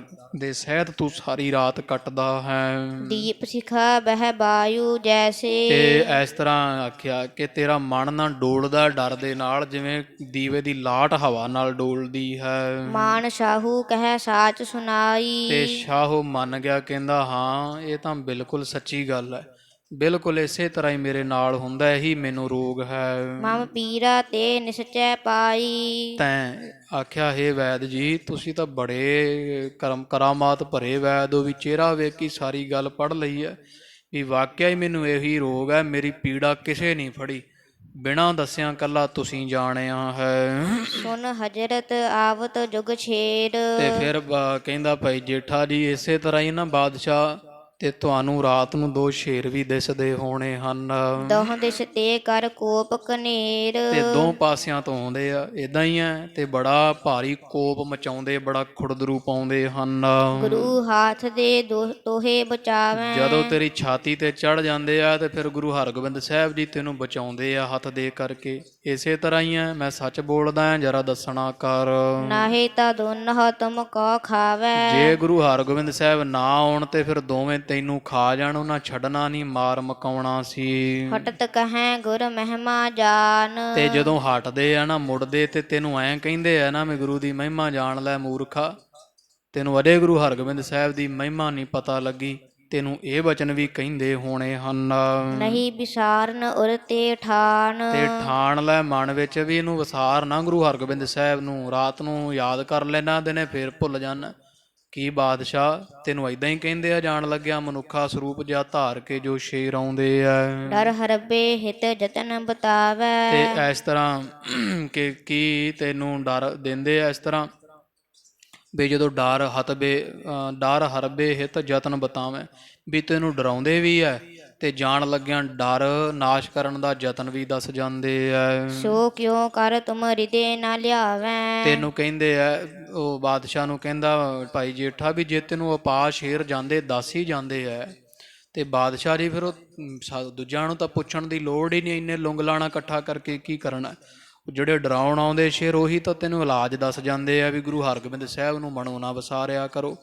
ਤੇ ਹੋਰ ਤੁਸੀਂ ਕੀ ਸੁਣਨਾ ਹੈ, ਉਹ ਤੁਹਾਡੇ ਰੋਗ ਦੇ ਵਿੱਚ ਹੀ ਇਲਾਜ ਛੁਪਿਆ ਹੋਇਆ ਹੈ, ਉਹ ਤੁਸੀਂ ਕਿਉਂ ਭੁੱਲ ਜਾਂਦੇ ਹੋ। ਜੇ ਨਹਿ ਸਮਝਿਓ ਮੈਂ ਸਮਝਾਉ। ਤੇ ਬਾਦਸ਼ਾਹ ਕਹਿੰਦਾ ਜੀ, ਹੁਣ ਉਹ ਕਹਿੰਦੇ ਤਾਂ ਹੈ ਆ, ਮੈਨੂੰ ਸਮਝ ਨਹੀਂ ਪੈਂਦੀ ਵੀ ਕੀ, ਮੈਂ ਤਾਂ ਬੜੀ ਮਹਿਮਾ ਜਾਣਦਾ, ਗੁਰੂ ਹਰਗੋਬਿੰਦ ਸਾਹਿਬ ਨੂੰ ਬੜਾ ਸਿਮਰਦਾ ਹਾਂ, ਤੋ ਮੈਂ ਬੜਾ ਉਹਨਾਂ ਦਾ ਚਹੇਤਾ ਸਿੱਖ ਹਾਂ, ਸ਼ਰਧਾਲੂ ਹਾਂ ਚਰਨਾਂ ਦਾ, ਪਰ ਮੈਨੂੰ ਹੁਣ ਸਮਝ ਨਹੀਂ ਪੈਂਦੀ, ਉਹ ਜਾਂਦਿਆਂ ਵਾਰ-ਵਾਰ ਕਿਉਂ ਕਹਿ ਕੇ ਜਾਂਦੇ ਆ ਵੀ ਗੁਰੂ ਹਰਗੋਬਿੰਦ ਸਾਹਿਬ ਦੀ ਮਹਿਮਾ ਨਹੀਂ ਜਾਣਦਾ ਮੂਰਖਾ ਤੂੰ।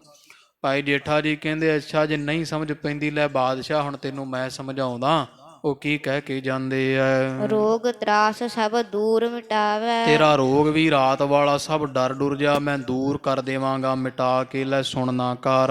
ਇਮ ਜੇਠੇ ਜਬ ਪਤੇ ਲਗਾਏ। ਉਹ ਭਾਈ ਜੇਠੇ ਜੀ ਨੇ ਫਿਰ ਸਾਰੇ ਪਤੇ ਜੇ ਦੱਸ ਦਿੱਤੇ ਐ ਵੀ ਤੈਨੂੰ ਆਹ ਰੋਗ ਹੈ, ਇਸ ਤਰ੍ਹਾਂ ਆ, ਤੇ ਉਹ ਗੱਲ ਵੀ ਖੋਲ ਕੇ ਦੱਸ ਦਿੱਤੀ ਹੈ ਸਾਰੀ। ਹਜਰਤ ਕਹਿਓ ਠੀਕ ਤੈਂ ਗਾਏ। ਤੇ ਹਜਰਤ ਜਿਹੜਾ ਭਾਵ ਹੈ, ਬਾਦਸ਼ਾਹ ਕਹਿੰਦਾ, ਹਾਂ ਵੈਦ ਜੀ, ਤੁਸੀਂ ਤਾਂ ਬੜੇ ਕਰਾਮਾਤੀ ਵੈਦ ਨਿਕਲੇ, ਜਿਵੇਂ ਜਿਵੇਂ ਤੁਸੀਂ ਆਖਿਆ ਬਿਲਕੁਲ ਇਨ ਬਿਨ ਇਸ ਤਰ੍ਹਾਂ ਹੁੰਦਾ ਹੈ। ਅਬ ਜਿਮ ਹਟ ਹੈ ਬਤਾਵਨ ਕੀਜੈ। ਤੇ ਹੁਣ ਮਿਹਰਬਾਨੀ ਕਰੋ ਵੈਦ ਜੀ, ਰੋਗ ਤਾਂ ਲੱਭ ਲਿਆ ਹੈ, ਤੇ ਰੋਗ ਦਾ ਇਲਾਜ ਵੀ ਦੱਸੋ, ਕਰੋ ਹੀਲਾ ਕੋਈ, ਜਿਹਦੇ ਨਾਲ ਇਹ ਦੋਵੇਂ ਜਿਹੜੇ ਸ਼ੇਰ ਆਉਂਦੇ ਆ, ਮੈਨੂੰ ਡਰ ਦਿੰਦੇ ਆ, ਮਾਰ ਮਕਾਉਣਾ ਚਾਹੁੰਦੇ ਆ, ਇਹ ਹਟ ਜਾਣ, ਮੇਰੀ ਬਹੁਤ ਬੁਰੀ ਹਾਲਤ ਦਸ਼ਾ ਹੈ। ਤਵ ਪੂਰਨ ਉਸਤਾਦ ਲਖੀਜੈ। ਮੈਂ ਜਾਣਿਆ ਵੀ ਤੂੰ ਤਾਂ ਬੜਾ ਉਸਤਾਦ ਹੈ, ਜਿਹੜਾ ਹਕੀਮ ਹੈ, ਹਕੀਮ ਬੜੇ ਵੇਖੇ, ਪਰ ਤੂੰ ਤਾਂ ਵੈਦ ਜੀ ਸਾਰਿਆਂ ਹਕੀਮਾਂ ਦਾ ਉਸਤਾਦ ਜਾਣਿਆ ਜਾਂਦਾ, ਵੀ ਜਾਂ ਕਹਿ ਲਓ ਤੇਰਾ ਉਸਤਾਦ ਵੀ ਪੂਰਨ ਹੀ ਜਾਣਿਆ ਜਾਂਦਾ, ਵੀ ਬੜਾ ਤਗੜਾ ਉਸਤਾਦ ਹੈ, ਜਿਹਦਾ ਪੜ੍ਹਿਆ ਪੜ੍ਹਾਇਆ ਤੂੰ ਵੈਦ ਬਣਿਆ ਹੈ। ਕਿਮ ਕੇਹਰ ਕਹਿ ਬੂਝ ਬੁਝਾਵੈ। ਵੀ ਤੂੰ ਹੁਣ ਦੱਸ ਵੀ ਕੇਹਰ ਮੈਨੂੰ ਕੀ ਕਹਿੰਦੇ ਆ, ਸ਼ੇਰ ਨੂੰ ਕੇਹਰ ਕਹਿੰਦੇ ਆ। ਤੋ ਬਾਦਸ਼ਾਹ ਕਹਿੰਦਾ ਵੀ ਜਿਹੜਾ ਸ਼ੇਰ ਹੈ, ਹੁਣ ਮੈਨੂੰ ਸਮਝ ਨਹੀਂ ਪੈਂਦੀ, ਉਹਨਾਂ ਦਾ ਸਮਝਾ ਵੀ ਜਾਂਦਿਆਂ ਕਿਉਂ ਕਹਿ ਕੇ ਜਾਂਦੇ ਤੇ ਕਿਉਂ ਡਰਾਉਂਦੇ ਹਨ।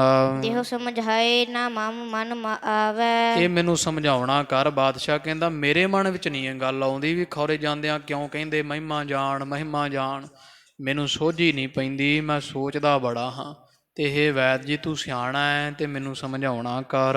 ਆਪਣੀ ਮਹਿ ਸ਼ਰਧਾ ਢਿੱਡ ਜਾਨੀ। ਹੁਣ ਭਾਈ ਜੇਠਾ ਜੀ ਨੇ ਜਾਣਿਆ ਵੀ ਹੁਣ ਬਾਦਸ਼ਾਹ ਫਸ ਗਿਆ ਜਾਲ ਵਿੱਚ, ਇਹ ਮੇਰੇ ਤੇ ਬੜੀ ਸ਼ਰਧਾ ਰੱਖਣ ਲੱਗ ਪਿਆ ਹੈ, ਬੜਾ ਭਰੋਸਾ ਕਰਨ ਲੱਗਿਆ ਹੈ। ਤਬ ਜੇਠੇ ਮੁਖ ਗਿਰਾ ਬਖਾਨੀ। ਤੇ ਫਿਰ ਭਾਈ ਜੇਠਾ ਜੀ ਨੇ ਮੂੰਹੋਂ ਬਾਦਸ਼ਾਹ ਨੂੰ ਇਸ ਤਰ੍ਹਾਂ ਆਖਿਆ ਹੈ, ਗੁਰ ਪਠ ਦੁਰਗਣਾ ਕੀਨ ਸੰਭਾਲੀ। ਆਖਿਆ ਬਾਦਸ਼ਾਹੂ, ਰੋਗ ਇਹੀ ਹੈ ਵੀ ਤੂੰ ਨਾ ਚੰਗਾ ਨਹੀਂ ਕੀਤਾ, ਗੁਰੂ ਹਰਗੋਬਿੰਦ ਸਾਹਿਬ ਮਹਾਰਾਜ ਨੂੰ ਸਾਰਾ ਸੰਸਾਰ ਪੂਜਦਾ ਹੈ, ਤੇ ਭਾਵੇਂ ਮੈਂ ਵੈਦ ਹਾਂ ਪਰ ਮਹਿਮਾ ਸਾਡੇ ਤੱਕ ਵੀ ਪਹੁੰਚਦੀ ਉਹਨਾਂ ਦੀ। ਬੜੇ ਤਗੜੇ ਫਕੀਰ ਕਰਾਮਾਤ ਦੇ ਸਹਿਤ ਹੈ ਗੁਰੂ ਹਰਗੋਬਿੰਦ ਸਾਹਿਬ ਦੀ। ਪਰ ਵੇਖ ਤੂੰ, ਬਾਦਸ਼ਾਹ ਉਹਨਾਂ ਨੂੰ ਪਹਿਲਾਂ ਕਿਲ੍ਹੇ ਵਿੱਚ ਭੇਜ ਦਿੱਤਾ 40 ਦਿਨਾਂ ਵਾਸਤੇ, ਤੇ ਮੁੜ ਕੇ ਉਹਨਾਂ ਦੀ ਕੋਈ ਖਬਰਸਾਰ ਨਹੀਂ ਲਈ, ਕੋਈ ਉਹਨਾਂ ਬਾਬਤ ਕੋਈ ਸੁਨੇਹਾ ਨਹੀਂ, ਕੋਈ ਚਿੱਠੀ ਨਹੀਂ, ਕੋਈ ਕੋਲ ਨਹੀਂ ਸੱਦਿਆ, ਉਹਨਾਂ ਦੀ ਬਾਬਤ ਸੰਭਾਲ ਨਹੀਂ ਕੀਤੀ ਹੈ। ਅਵਧ ਬਧੀ ਸਭ ਦਿਨ 40। ਇਹ ਤੂੰ ਕੀ 40 ਦਿਨ ਦਾ ਹੀ ਗੱਲ ਹੋਈ ਸੀ ਨਾ? ਕਹਿੰਦਾ ਜੀ ਹਾਂਜੀ। ਤੋ ਵੇਖ ਲਾ ਬਾਦਸ਼ਾਹ, ਤੂੰ ਗੁਰੂ ਹਰਗੋਬਿੰਦ ਸਾਹਿਬ ਮਹਾਰਾਜ ਨੂੰ 40 ਦਿਨਾਂ ਵਾਸਤੇ ਭੇਜਿਆ ਸੀ ਕਿਲ੍ਹੇ ਅੰਦਰ। ਸੋ ਬੀਤੀਤ ਉੱਪਰ ਦਿਨ ਗਏ। ਤੇ ਵੇਖ ਕਿੰਨੇ 42 43 ਦਿਨ ਹੋ ਚੱਲੇ ਆ, 4-5 ਦਿਨ ਉੱਤੇ ਲੰਘ ਗਏ ਹਨ। ਨਿਕਟ ਗੁਰੂ ਨਾ ਬੁਲਾਵਤ ਭਏ। ਤੇ ਤੂੰ ਚੰਗਾ ਨਹੀਂ ਕੀਤਾ 40 ਦਿਨ ਦੀ ਗੱਲ ਕਰਕੇ, ਤੇ ਹੁਣ ਗੁਰੂ ਹਰਗੋਬਿੰਦ ਸਾਹਿਬ ਨੂੰ ਯਾਦ ਤੱਕ ਨਹੀਂ ਕਰਦਾ, ਪਾਸ ਨਹੀਂ ਬੁਲਾਉਂਦਾ ਹੈ। ਗੁਰ ਸੰਗ ਝੂਠ ਬੋਲੇ ਬੋ ਠਾਨਾ। ਤੇ ਬਾਦਸ਼ਾਹ ਤੂੰ ਝੂਠ ਬੋਲਿਆ ਗੁਰੂ ਸਾਹਿਬ ਮਹਾਰਾਜ ਨਾਲ, ਇਹ ਧੋਖਾ ਹੈ, ਇਹ ਸੱਚ ਨਹੀਂ ਹੈ। ਗੁਰੂ ਹਰਗੋਬਿੰਦ ਸਾਹਿਬ ਮਹਾਰਾਜ ਨੂੰ ਧੋਖੇ 'ਚ ਰੱਖ ਕੇ ਤੂੰ ਉੱਥੇ ਭੇਜਿਆ ਹੈ। ਚਲੋ ਭੇਜਿਆ ਤਾਂ ਸ਼ਰਧਾ ਸਹਿਤ ਸੀਗਾ, ਪਰ ਹੁਣ ਫਰਜ਼ ਬਣਦਾ ਸੀ ਤੇਰਾ ਵੀ ਤੂੰ 40 ਦਿਨਾਂ ਬਾਅਦ ਆਪਦਾ ਬਚਨ ਪੂਰਾ ਕਰਦਾ। ਤੂੰ ਬਚਨ ਨਹੀਂ ਪੂਰਾ ਕੀਤਾ, ਤੂੰ ਝੂਠ ਬੋਲਿਆ ਪਾਤਸ਼ਾਹ ਨੂੰ। ਇਹ ਫਲ ਹੋਇਓ ਤਰਾਸ ਮਹਾਨਾ। ਤੇ ਰੋਗ ਤੈਨੂੰ ਕੋਈ ਨਹੀਂ, ਗੁਰੂ ਹਰਗੋਬਿੰਦ ਸਾਹਿਬ ਮਹਾਰਾਜ ਨੂੰ ਝੂਠ ਬੋਲਣ ਦਾ ਹੀ, ਉਹਨਾਂ ਤੋਂ ਬੇਮੁਖ ਹੋਣ ਦਾ ਤੈਨੂੰ ਆ ਫਲ ਮਿਲੀ ਜਾਂਦਾ ਹੈ। ਉਸੇ ਕਰਕੇ ਸਾਰਾ ਡਰ ਆਉਂਦਾ ਹੈ। ਜੇਕਰ ਆਜ ਨਾ ਮਨਜ ਪਠਾਵੈ। ਤੇ ਹੁਣ ਐਂ ਕਰ, ਹੱਲ ਤੂੰ ਪੁੱਛਦਾ ਵੀ ਇਹਦਾ ਇਲਾਜ ਕੀ? ਵੀ ਹੁਣੇ ਕੋਈ ਬੰਦਾ ਭੇਜ ਇੱਥੋਂ ਗਵਾਲੀਅਰ ਦੇ ਕਿਲ੍ਹੇ ਅੰਦਰ, ਉਹਨਾਂ ਨੂੰ ਬੁਲਾ। ਜੇ ਗੁਰੂ ਹਰਗੋਬਿੰਦ ਸਾਹਿਬ ਮਹਾਰਾਜ ਨੂੰ ਤੂੰ ਅੱਜ ਨਾ ਸੱਦਿਆ ਤਾਂ ਰਹਿਣ ਕੇਹਰ ਆਵਤ ਘਾਵੈ। ਤੇ ਫਿਰ ਇਹ ਨਾ ਹੋਵੇ ਵੀ ਉਹ ਰਾਤ ਸ਼ੇਰ ਫੇਰ ਆ ਜਾਣ, ਤੇ ਜੇ ਗੁਰੂ ਹਰਗੋਬਿੰਦ ਸਾਹਿਬ ਮਹਾਰਾਜ ਨਾ ਪਹੁੰਚੇ ਤੇ ਤੇਰਾ ਕੰਮ ਤਮਾਮ ਕਰ ਦੇਣਾ ਹੈ। ਸਮਾਂ ਬੀਤੇ ਕਛ ਹਵੈ ਨਾ ਉਪਾਈ। ਤੇ ਜਦੋਂ ਚੜ੍ਹਾਈ ਕਰ ਜਾਵੇਂਗਾ ਫਿਰ ਕੋਈ ਇਲਾਜ ਨਹੀਂ, ਇਲਾਜ ਵੀ ਸਮਾਂ ਰਹਿੰਦੇ ਹੁੰਦਾ ਬਾਦਸ਼ਾਹ ਜੀ। ਅਜੇ ਮੌਕਾ ਹੈ ਤੇ ਆਪਦੀ ਗਲਤੀ ਸੁਧਾਰ ਲਓ।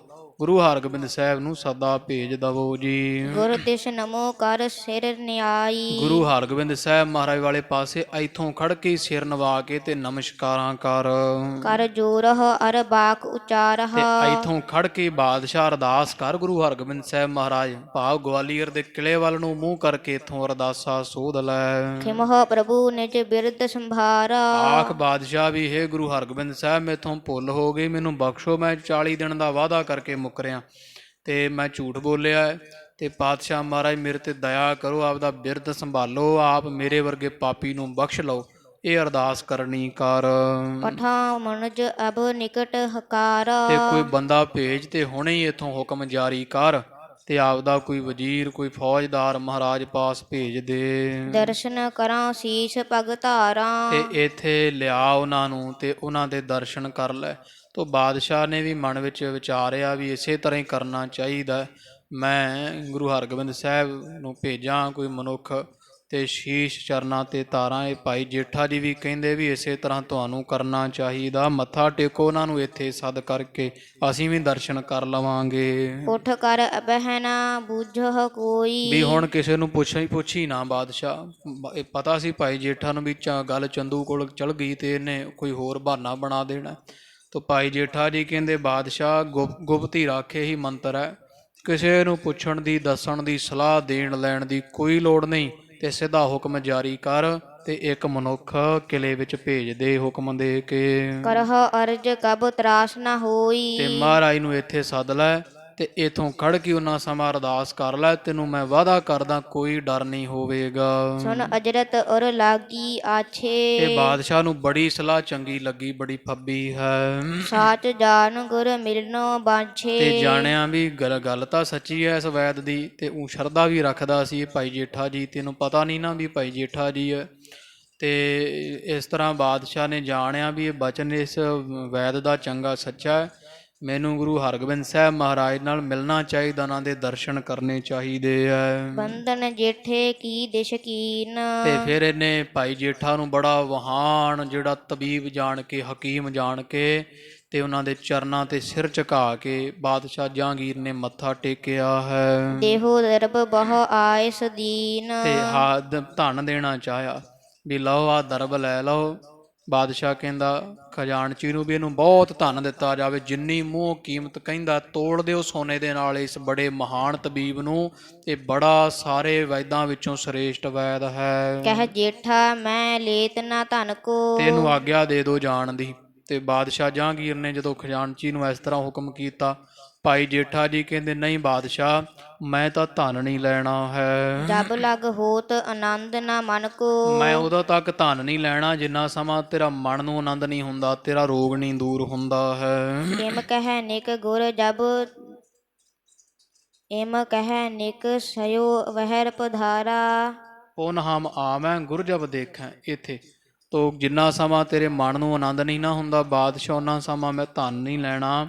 ਤੇ ਪੁਨ ਹਮ ਆਵੈ ਗੁਰ ਜਬ ਦੇਖੈ, ਕਹਿੰਦੇ ਕੋਈ ਨਹੀਂ ਬਾਦਸ਼ਾਹ ਲਵਾਂਗੇ ਧਨ ਵੀ, ਜਦ ਆਵਾਂਗੇ ਤੇਰੇ ਕੋਲ ਇੱਕ ਵਾਰੀ ਫਿਰ ਜਦੋਂ ਗੁਰੂ ਹਰਗੋਬਿੰਦ ਸਾਹਿਬ ਜੀ ਆਉਣਗੇ। ਸੁਖ ਕੋ ਪਾਵਤ ਹਮਹ ਪਰੀਖੈ। ਤੇ ਮੈਂ ਪਰਖਾਂਗਾ ਵੀ ਹੁਣ ਤੂੰ ਵਾਕਿਆ ਹੀ ਠੀਕ ਹੋ ਗਿਆ, ਜਦੋਂ ਸੁਖ ਤੇਰਾ ਪਾਇਆ ਮੈਂ ਵੇਖ ਲਿਆ, ਫਿਰ ਸੋਚਾਂਗੇ ਧਨ ਲੈਣ ਬਾਰੇ। ਇਮ ਕਹਿ ਨਿਕ ਸਯੋ ਵਹਿਰ ਪਧਾਰਾ। ਤੇ ਬਾਦਸ਼ਾਹ ਦੇ ਮਹਿਲ ਚੋਂ ਐਂ ਕਹਿ ਕੇ ਭਾਈ ਜੇਠਾ ਜੀ ਵੈਦ ਬਣਿਆ ਹੋਇਆ ਜੋ, ਤੇ ਝਾਟੀ ਇਹਦੇ ਚੋਂ ਮਹਿਲ ਚੋਂ ਤੁਰ ਪਿਆ, ਬਾਹਰ ਨਿਕਲ ਆਇਆ ਹੈ। ਬੈਠ ਸ਼ਾਹੂ ਉਮਰਾਵ ਹਕਾਰਾ। ਤੇ ਬਾਦਸ਼ਾਹ ਜਹਾਂਗੀਰ ਨੇ ਆਪਣੇ ਉਮਰਾਵ ਨੂੰ ਇੱਕ ਨੂੰ ਸੱਦਣਾ ਕੀਤਾ ਆਪਦੇ ਪਾਸ।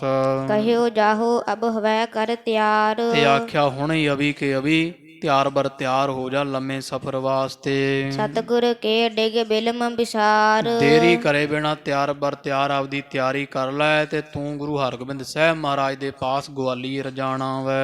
ਮਮ ਦਿਸ਼ ਤੇ ਲੈ ਗਮਹ ਉਪਾਇਨ। ਤੇ ਸਾਡੇ ਪਾਸੋਂ ਤੂੰ ਇਧਰੋਂ ਮੇਰੇ ਵਾਲੇ ਪਾਸਿਓਂ ਨਾ ਇਹ ਫੌਜਦਾਰ ਉਮਰਾਵ ਤੂੰ ਕੁਝ ਭੇਟਾ ਲੈ ਜੀ ਗੁਰੂ ਹਰਗੋਬਿੰਦ ਸਾਹਿਬ ਮਹਾਰਾਜ ਦੇ ਦਰਸ਼ਨਾਂ ਦੀ। ਤਰ ਆਗੇ ਕਰ ਬੰਧਨ ਪਾਇਨ। ਤੇ ਮਹਾਰਾਜ ਦੇ ਚਰਨੀ ਭੇਟਾ ਰੱਖ ਕੇ ਤੇ ਨਮਸਕਾਰ ਕਰੀ ਬਾਦਸ਼ਾਹ ਵੱਲੋਂ ਮੇਰੇ ਵਾਲੇ ਪਾਸਿਓਂ। ਬਿਨਤੀ ਬਹੁ ਬਖਾਨ ਸੰਗ ਆਨਹ। ਪਹਿਲਾਂ ਭੁੱਲ ਮੰਗੀ, ਮਾਫੀ ਮੰਗੀ ਬਾਦਸ਼ਾਹ ਗੁਰੂ ਹਰਗੋਬਿੰਦ ਸਾਹਿਬ ਮਹਾਰਾਜ ਤੋਂ ਵੀ ਬਾਦਸ਼ਾਹ ਮਾਫੀ ਮੰਗਦਾ ਹੈ, ਮਹਾਰਾਜ ਜੋ ਹੋਇਆ।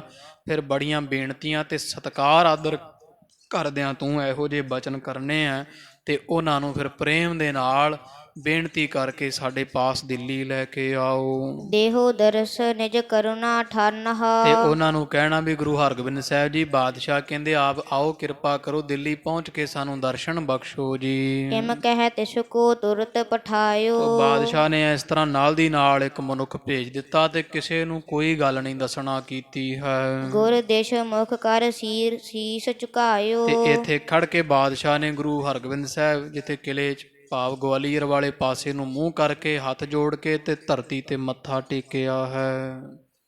ਬਖਸ਼ਹ ਕਰੀ ਵਗਿਆ ਮੋਰੀ। ਤੇ ਫਿਰ ਬਾਦਸ਼ਾਹ ਕਹਿੰਦਾ ਹੈ ਕਿ ਹੇ ਗੁਰੂ ਹਰਗੋਬਿੰਦ ਸਾਹਿਬ ਜੀ, ਅਰਦਾਸ ਕਰਦਾ ਹੈ ਮੱਥਾ ਟੇਕ ਕੇ, ਮਹਾਰਾਜ ਬਖਸ਼ਹ ਕਰੀ ਅਵਗਿਆ ਮੋਰੀ। ਮਹਾਰਾਜ ਮੇਰੀ ਅਵਗਿਆ ਭੁੱਲ ਕੀਤੀ ਹੋਈ ਬਖਸ਼ ਲਓ ਸੱਚੇ ਪਾਤਸ਼ਾਹ। ਅਵਗਿਆ ਤੋਂ ਭਾਵ ਭੁੱਲ, ਮਹਾਰਾਜ ਮੇਰੀ ਕੀਤੀ ਹੋਈ ਭੁੱਲ ਨੂੰ ਬਖਸ਼ ਦੇਣਾ ਕਰੋ ਜੀ। ਅਬ ਮੈਂ ਸਮਝ ਸ਼ਰਨ ਗੁਰ ਤੋਰੀ। ਮਹਾਰਾਜ ਹੁਣ ਮੈਂ ਸਮਝ ਗਿਆ ਤੇ ਮੇਥੋਂ ਭੁੱਲ ਹੋ ਗਈ ਹੈ, ਮੈਨੂੰ ਬਖਸ਼ੋ, ਮੈਂ ਤੁਹਾਡੀ ਚਰਨ ਸ਼ਰਨ ਹਾਂ ਜੀ। ਪੁਨ ਮਨ ਮਹਿ ਇਮ ਸ਼ਾਹੋ ਵਿਚਾਰਾ। ਫਿਰ ਬਾਦਸ਼ਾਹ ਜਹਾਂਗੀਰ ਨੇ ਸਾਧ ਸੰਗਤ ਜੀ ਮਨ ਵਿੱਚ ਇਸ ਤਰ੍ਹਾਂ ਵਿਚਾਰ ਕੀਤੀ, ਸੋਚਿਆ ਹੈ ਰਹੁ ਜਾਮਨੀ ਬਿਖੈ ਸੁਖਾਰਾ। ਵੀ ਜੇ ਤਾਂ ਮੈਂ ਅੱਜ ਦੀ ਰਾਤ ਵੈਦ ਨੇ ਕਿਹਾ ਹੈ ਜਿਵੇਂ ਮੈਂ ਕਰ ਦਿੰਨਾ, ਮਹਾਰਾਜ ਨੂੰ ਸੱਦਾ ਭੇਜ ਦਿੰਨਾ, ਤੇ ਜੇ ਤਾਂ ਮੈਂ ਅੱਜ ਦੀ ਰਾਤ ਸੌਖਾ ਰਿਹਾ, ਮੈਨੂੰ ਕੋਈ ਡਰ ਭੈ ਨਾ ਆਇਆ, ਗੁਰ ਸੰਗ ਝੂਠ ਕਹਿਨ ਫਲ ਲਾਗਾ। ਤੇ ਫਿਰ ਮੈਂ ਸਮਝਾਂਗਾ ਵੀ ਵੈਦ ਸਹੀ ਕਹਿੰਦਾ।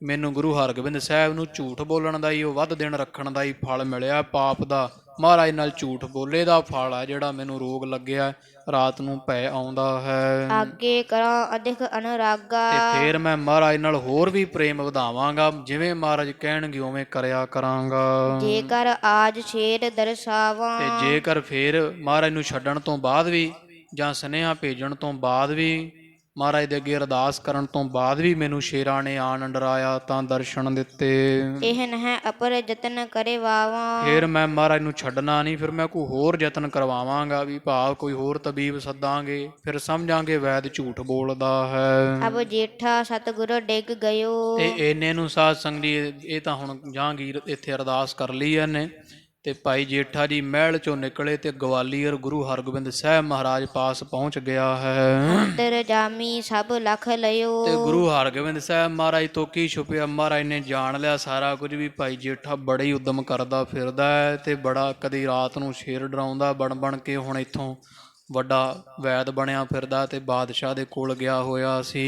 ਬਿਰਧ ਜੁਤ ਬੈਠੇ ਸੇਵਕ ਸਾਰੇ। ਜਦੋਂ ਭਾਈ ਜੇਠਾ ਜੀ ਪਹੁੰਚੇ ਤੇ ਬਾਬਾ ਬੁੱਢਾ ਸਾਹਿਬ ਜੀ ਤੋਂ ਸਮੇਤ ਸਾਰੇ ਪੰਜ ਚਾਰੇ ਸਿੱਖ ਬੈਠੇ ਹੋਏ ਆ ਮਹਾਰਾਜ ਕੋਲ। ਸ੍ਰੀ ਹਰਿ ਗੋਬਿੰਦ ਬਾਕ ਉਚਾਰੇ। ਤੇ ਭਾਈ ਜੇਠਾ ਜੀ ਵੀ ਆ ਕੇ ਬਹਿ ਗਏ ਮੱਥਾ ਟੇਕ ਕੇ ਮਹਾਰਾਜ ਨੂੰ। ਤੇ ਸਤਿਗੁਰੂ ਭਾਈ ਜੇਠਾ ਜੀ ਨੂੰ ਇਸ ਤਰ੍ਹਾਂ ਕਹਿਣ ਲੱਗੇ ਉਠ ਜੇਠਾ ਜਮਨਾ ਤਟ ਜਾਓ। ਮਹਾਰਾਜ ਕਹਿੰਦੇ ਭਾਈ ਜੇਠਾ ਜੀ ਜਾ ਇੱਥੋਂ ਨਦੀ ਦੇ ਕੰਢੇ ਜਾਣਾ ਕਰ, ਨਦੀ ਤੇ ਪਹੁੰਚ ਜਮਣਾ ਤੇ ਗੰਗਾ ਸਾਗਰ ਭਰ ਲੈ ਆਓ। ਵੀ ਇੱਕ ਝਜਰੀ ਜੀ ਜਿਹੜੀ ਹੁੰਦੀ ਗੰਗਾ ਸਾਗਰ ਕਹਿੰਦੇ ਜਿਹਨੂੰ, ਇਹ ਗੰਗਾ ਸਾਗਰ ਆ ਝੱਜਰ ਇੱਕ ਤੂੰ ਜਲ ਦੀ ਭਰ ਕੇ ਲਿਆ ਨਦੀ ਦੇ ਵਿੱਚੋਂ। ਉਠ ਕਰ ਸੇਕ ਤਤ ਛਣ ਪਰ ਲਿਆਓ। ਤੇ ਇਸ ਤਰ੍ਹਾਂ ਮਹਾਰਾਜ ਕਹਿੰਦੇ ਵੀ ਹੁਣੇ ਹੀ ਪਹੁੰਚ ਜਾ ਛੇਤੀ ਦੇ ਨਾਲ।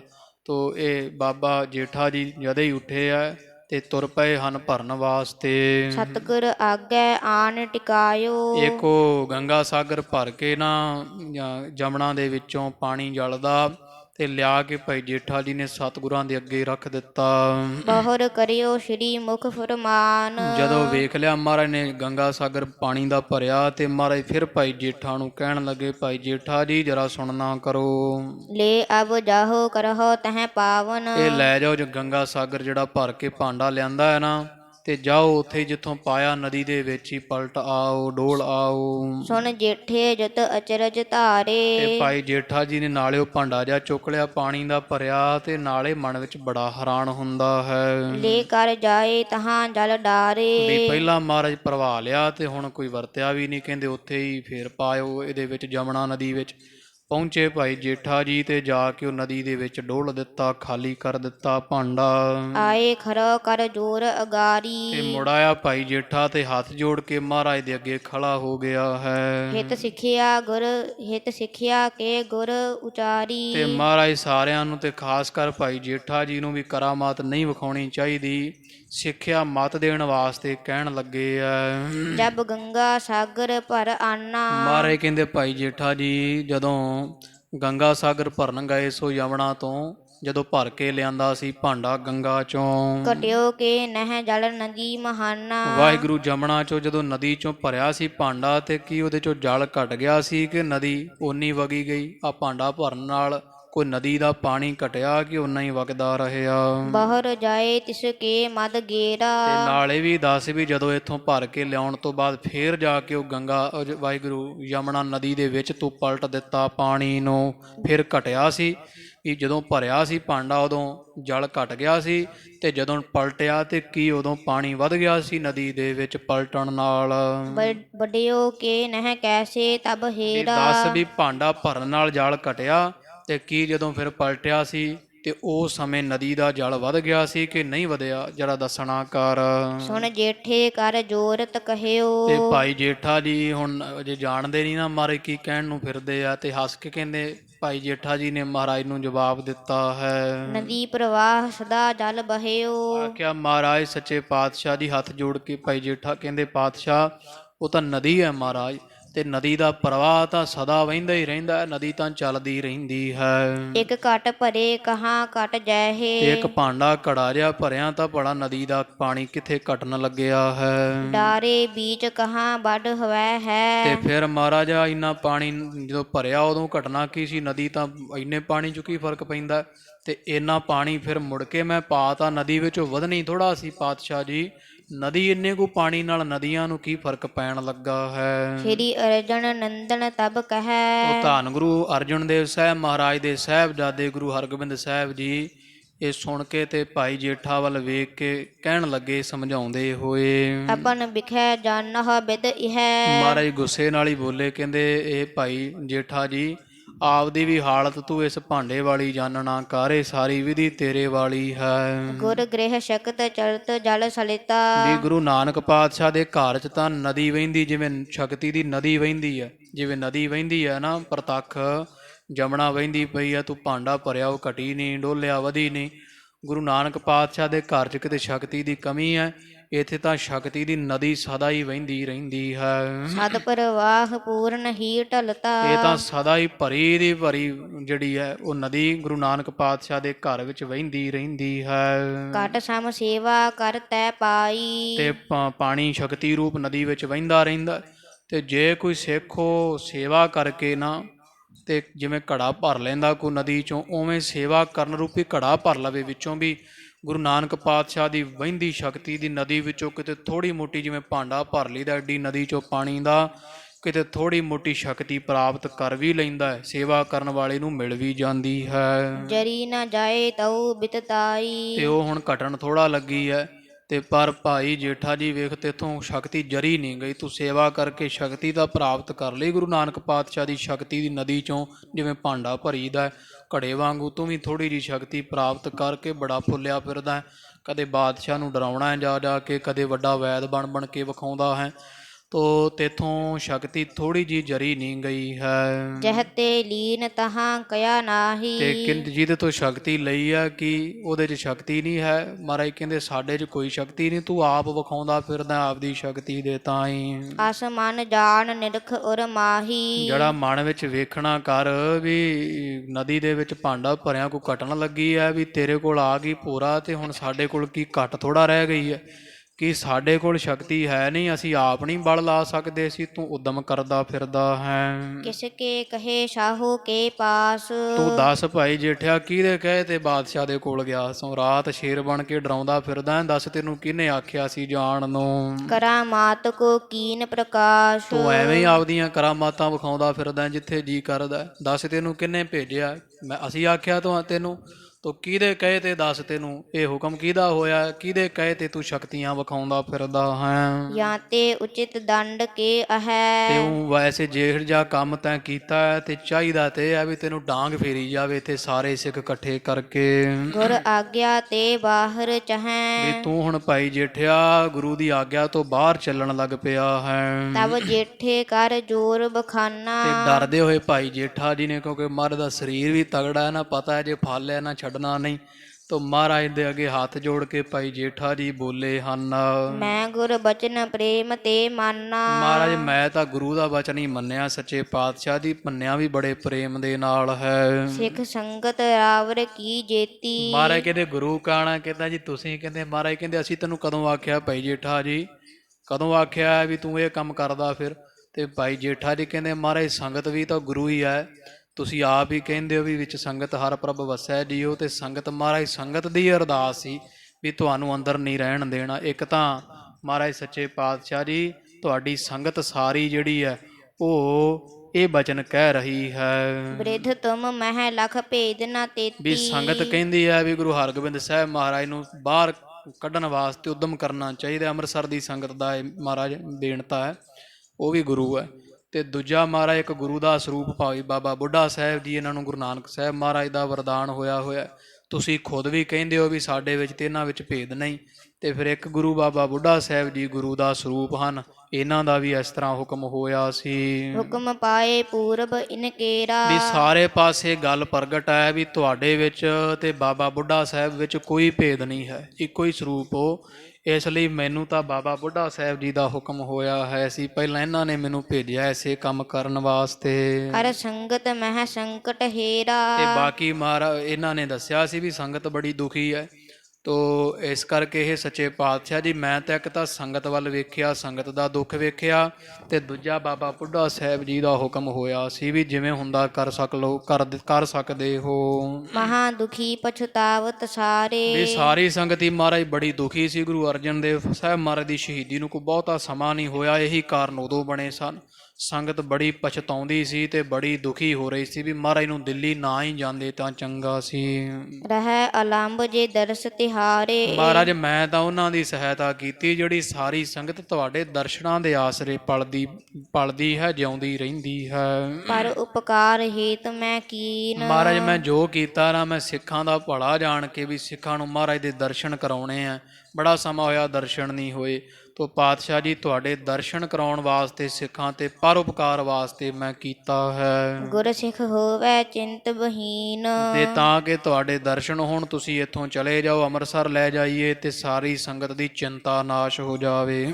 ਆਪਣੇ ਹਿਤ ਮੈਂ ਨਹੀਂ ਦਿਖਾਈ। ਮਹਾਰਾਜ ਮੈਂ ਸ਼ਕਤੀ ਕੋਈ ਆਪਦੀ ਵਡਿਆਈ ਕਰਾਉਣ ਵਾਸਤੇ ਨਹੀਂ ਵਿਖਾਉਣਾ ਕੀਤੀ ਹੈ। ਜਿਉ ਭਾਵ ਹੈ ਤਇਉ ਕਰਹ ਗੁਸਾਈ। ਤੇ ਮਹਾਰਾਜ ਚਲੋ ਮੈਂ ਦੋਸ਼ੀ ਤਾਂ ਹੈ ਹੀ ਆ, ਮੈਂ ਕੋਈ ਸਿਆਣਾ ਨਹੀਂ, ਤੇ ਜਿਵੇਂ ਤੁਹਾਨੂੰ ਚੰਗਾ ਲੱਗਦਾ ਮਹਾਰਾਜ ਜੇ ਕੁੱਟਣਾ ਤੇ ਕੁੱਟ ਲਓ ਸੱਚੇ ਪਾਤਸ਼ਾਹ ਜੀਓ। ਸੁਨ ਕਰ ਭਾਈ ਬ੍ਰਿਧ ਬਖਾਨਾ।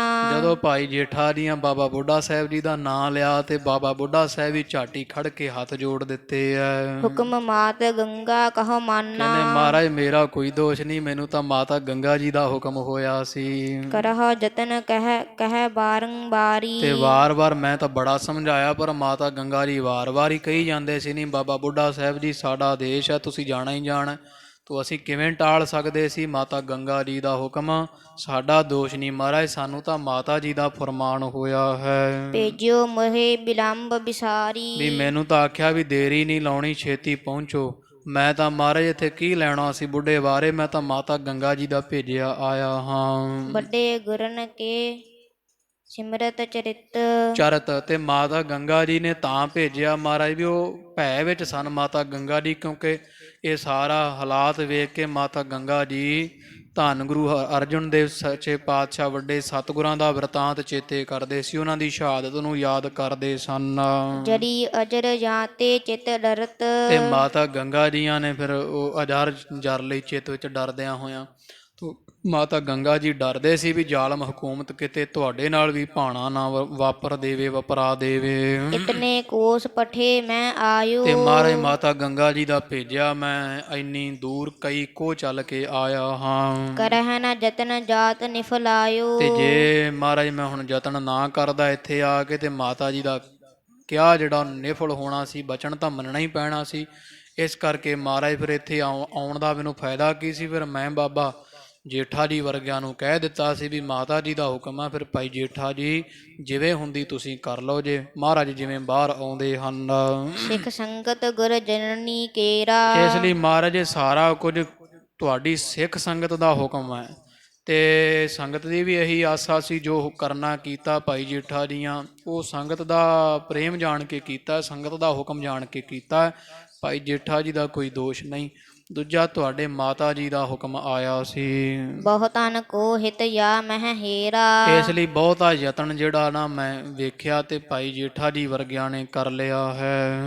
ਤਾਂ ਮੈਂ ਕਹਿਓ ਉਪਾਵ ਕਰੀਜੈ ਹੈ। ਤੇ ਇਹ ਕੰਮ ਕਰਨ ਵਿੱਚ ਮਹਾਰਾਜ ਜੀ ਮਾਤਾ ਜੀ ਦਾ ਤੇ ਕਿੰਨੀ ਸਿੱਖ ਸੰਗਤ ਦਾ ਤੇ ਸਾਰਿਆਂ ਸਿੱਖਾਂ ਦਾ ਭਲਾ ਜਾਣਿਆ, ਤੇ ਅਸੀਂ ਤਾਂ ਇਹ ਕੰਮ ਕੀਤਾ। ਜਿਹੜਾ ਕਰਾਮਾਤ ਵਿਖਾਈ ਹੈ ਨਾ, ਇਹ ਸਾਰਿਆਂ ਦਾ ਭਲਾ ਜਾਣ ਕੇ ਵਿਖਾਉਣਾ ਕੀਤੀ। ਤੇ ਮੈਂ ਭਾਈ ਜੇਠਾ ਜੀ ਸਲਾਹ ਬਣਾਈ ਬੈਠੇ ਸੀ ਮੇਰੇ ਆਉਣ ਤੋਂ ਪਹਿਲਾਂ, ਪਰ ਇਹਨਾਂ ਤਾਂ ਸਲਾਹ ਮਹਾਰਾਜ ਕੈਂਸਲ ਕਰ ਦਿੱਤੀ, ਮੇਟ ਦਿੱਤੀ ਸੀਗੀ ਵੀ ਨਾ ਕਰੀਏ, ਮਹਾਰਾਜ ਗੁੱਸੇ ਹੋਣਗੇ।